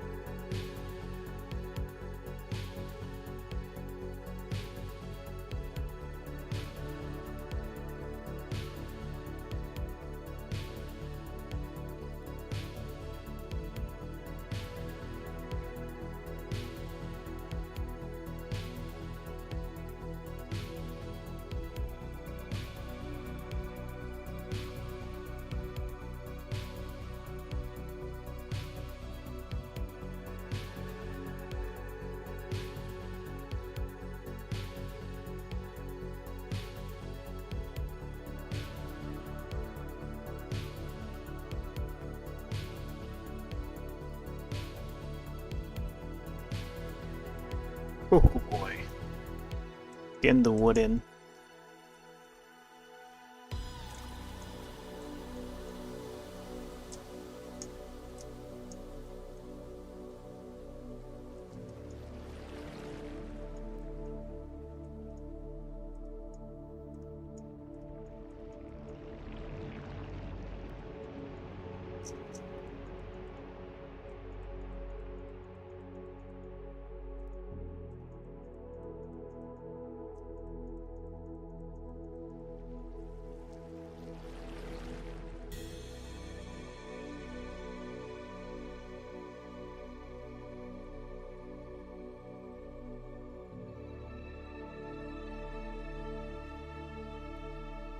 Gotta make that wood stand out.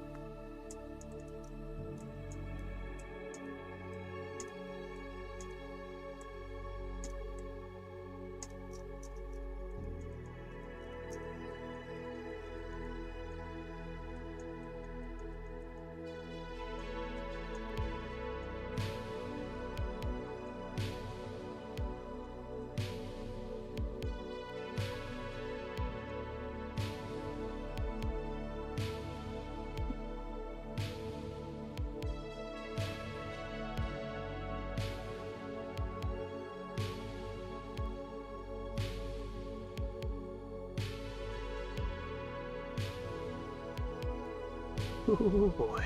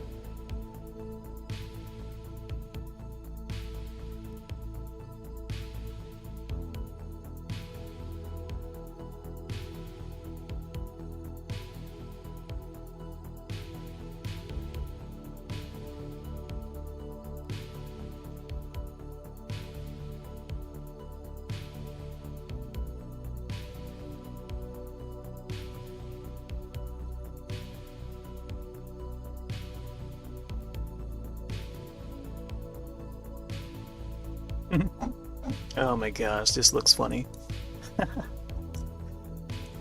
Slotherhouse.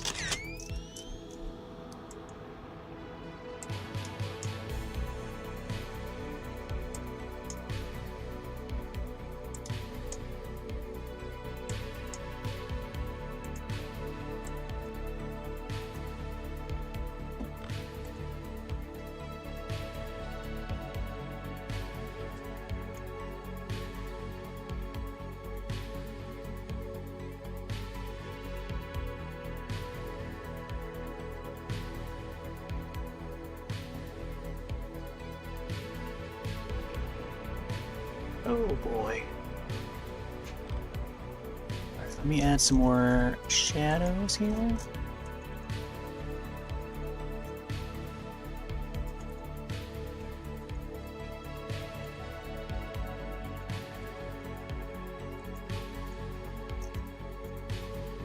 Yeah. See, the black doesn't really bode well with the grays that I have on the sloth.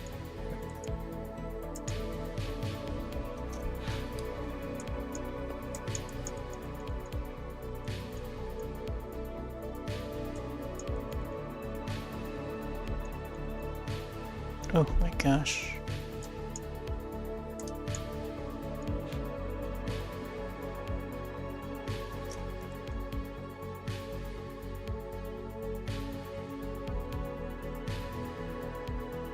Let's add some darker lines here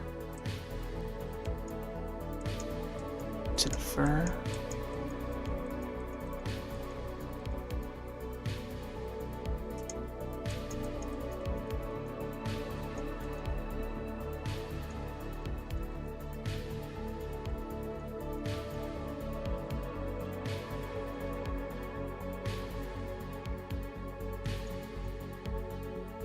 Now reaching the 4-hour mark. Feel like I should start wrapping up soon. But man, Slotherhouse, who would have thought that I'd be doing fan art for this? Oh man. I was thinking to add like whatchamacallit?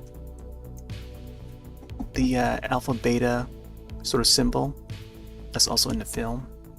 And then the it was like Sigma. It was Sigma and then Phi, I think. I don't know how to pronounce it. It's like Greek letters for the sorority house. And then one of the characters actually wore a shirt that had those symbols. That's like 3 symbols. And then the final symbol that was supposed to be Phi or fire, whatever, was a symbol of a sloth. It was like an image of a sloth instead, replacing that, which was pretty cool. I feel like they could turn it into like a piece of merch for the movie. But yeah. I also noticed there's a scene in the movie where the sloth will lose his teeth. Like the tooth just pops out of its mouth because it got so angry. But it saw one of those poachers that took him from the Panama jungle, the jungles of Panama, from its habitat. And it saw that it took a selfie with Emily, and one of the tooth just like would pop out of its mouth. It was just hilarious. Oh man, something so random. It's just like it just happens, and then I don't know. I just burst into laughter. Okay, so I think the nose could be, I don't know, I feel like I could add like a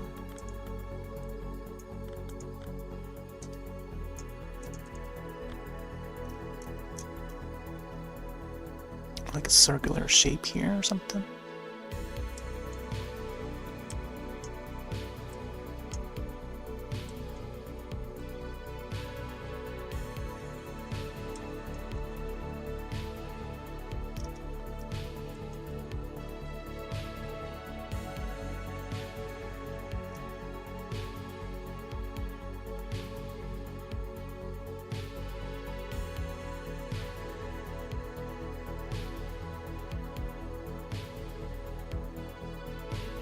Don't want to do too much there.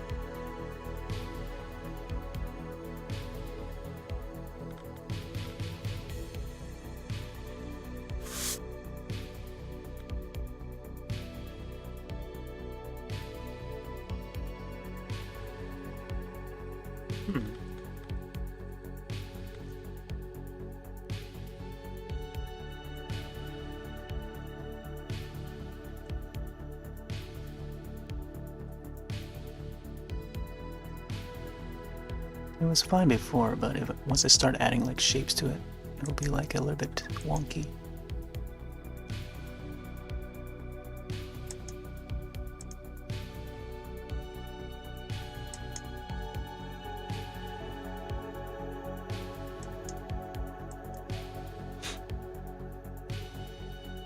Okay, I think now I should finally put my name on it.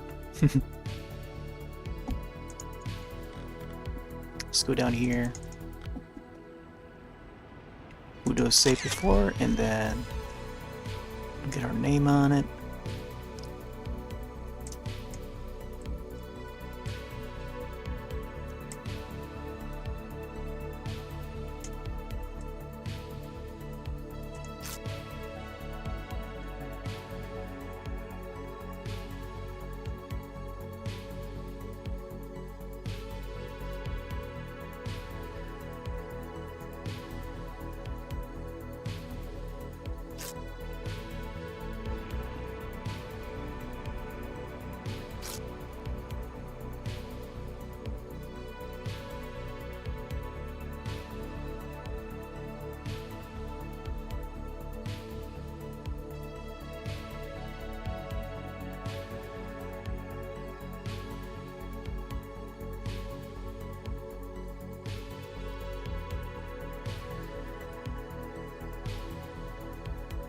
I think when it comes to the signatures, I feel like I could make it more so that it's, if I use a color palette that is like similar to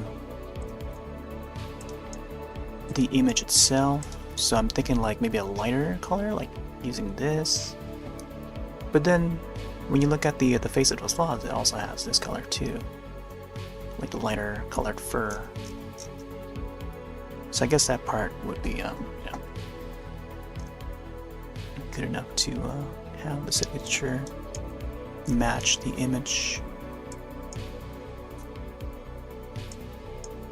But then I usually go with like the light gray, sometimes black.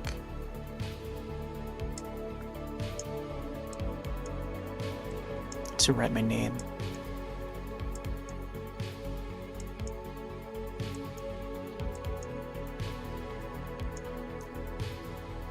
And then the tough part would be to add the year.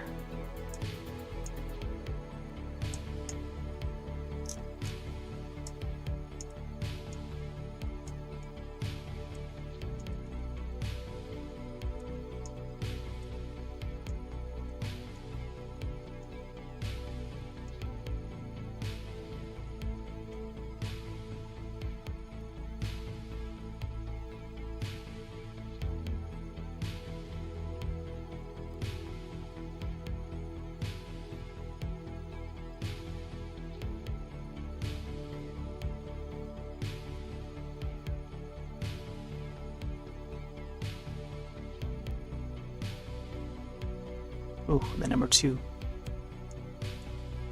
Number 2 is brutal.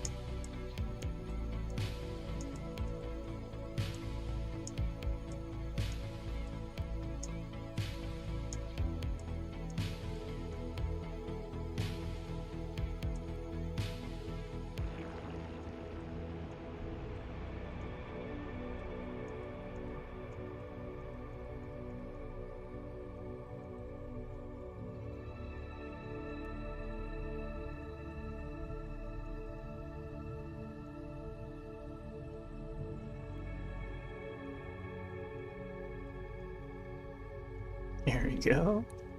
2023. So you can sharpen this up a bit.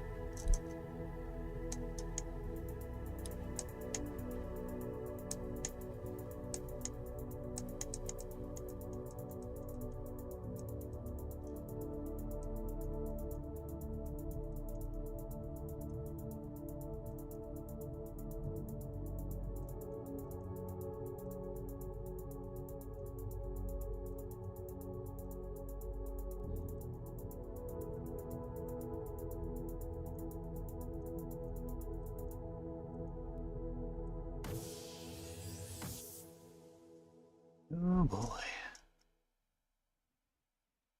Doo, doo, doo, doo.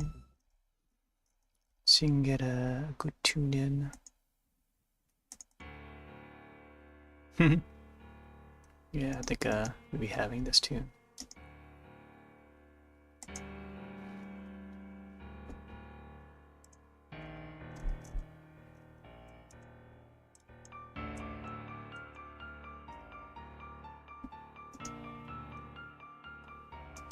Actually, let me see if I can find the Slotherhouse tune.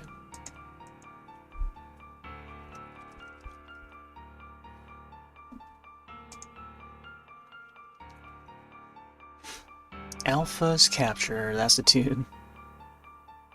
Oh man, I know it's gonna get picked up by copyright on YouTube. Not sure if I should play it though. I think to be on the safe side, I probably shouldn't. Alright. There we go. There's our sloth. Alpha the Killer Sloth from Slotherhouse.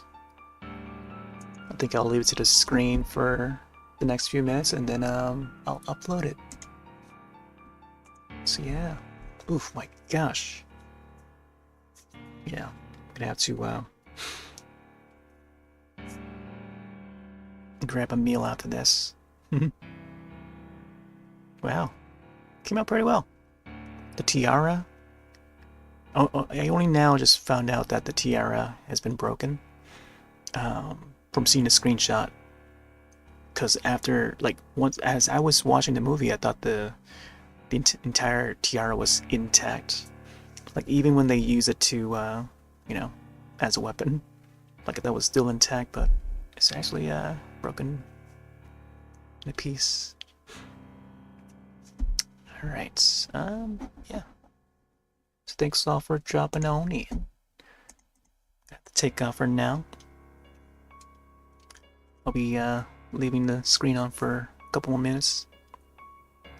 But yeah, I think tomorrow I'll probably be back to either Dementium 2 not Dementium 2, but Dementium on the Switch remastered. So try to finish that, or I don't know if I can think of what it was that I had to finish, or bring back. You know, it would be that game. But at the moment, I can only think of a Dementium on the Switch. Dementium Noir, which came out last week, I think. We'll see. Alright. So I'm gonna take off for now. Thanks all for jumping on by, hanging out. Yeah, I'll see you next one. Later.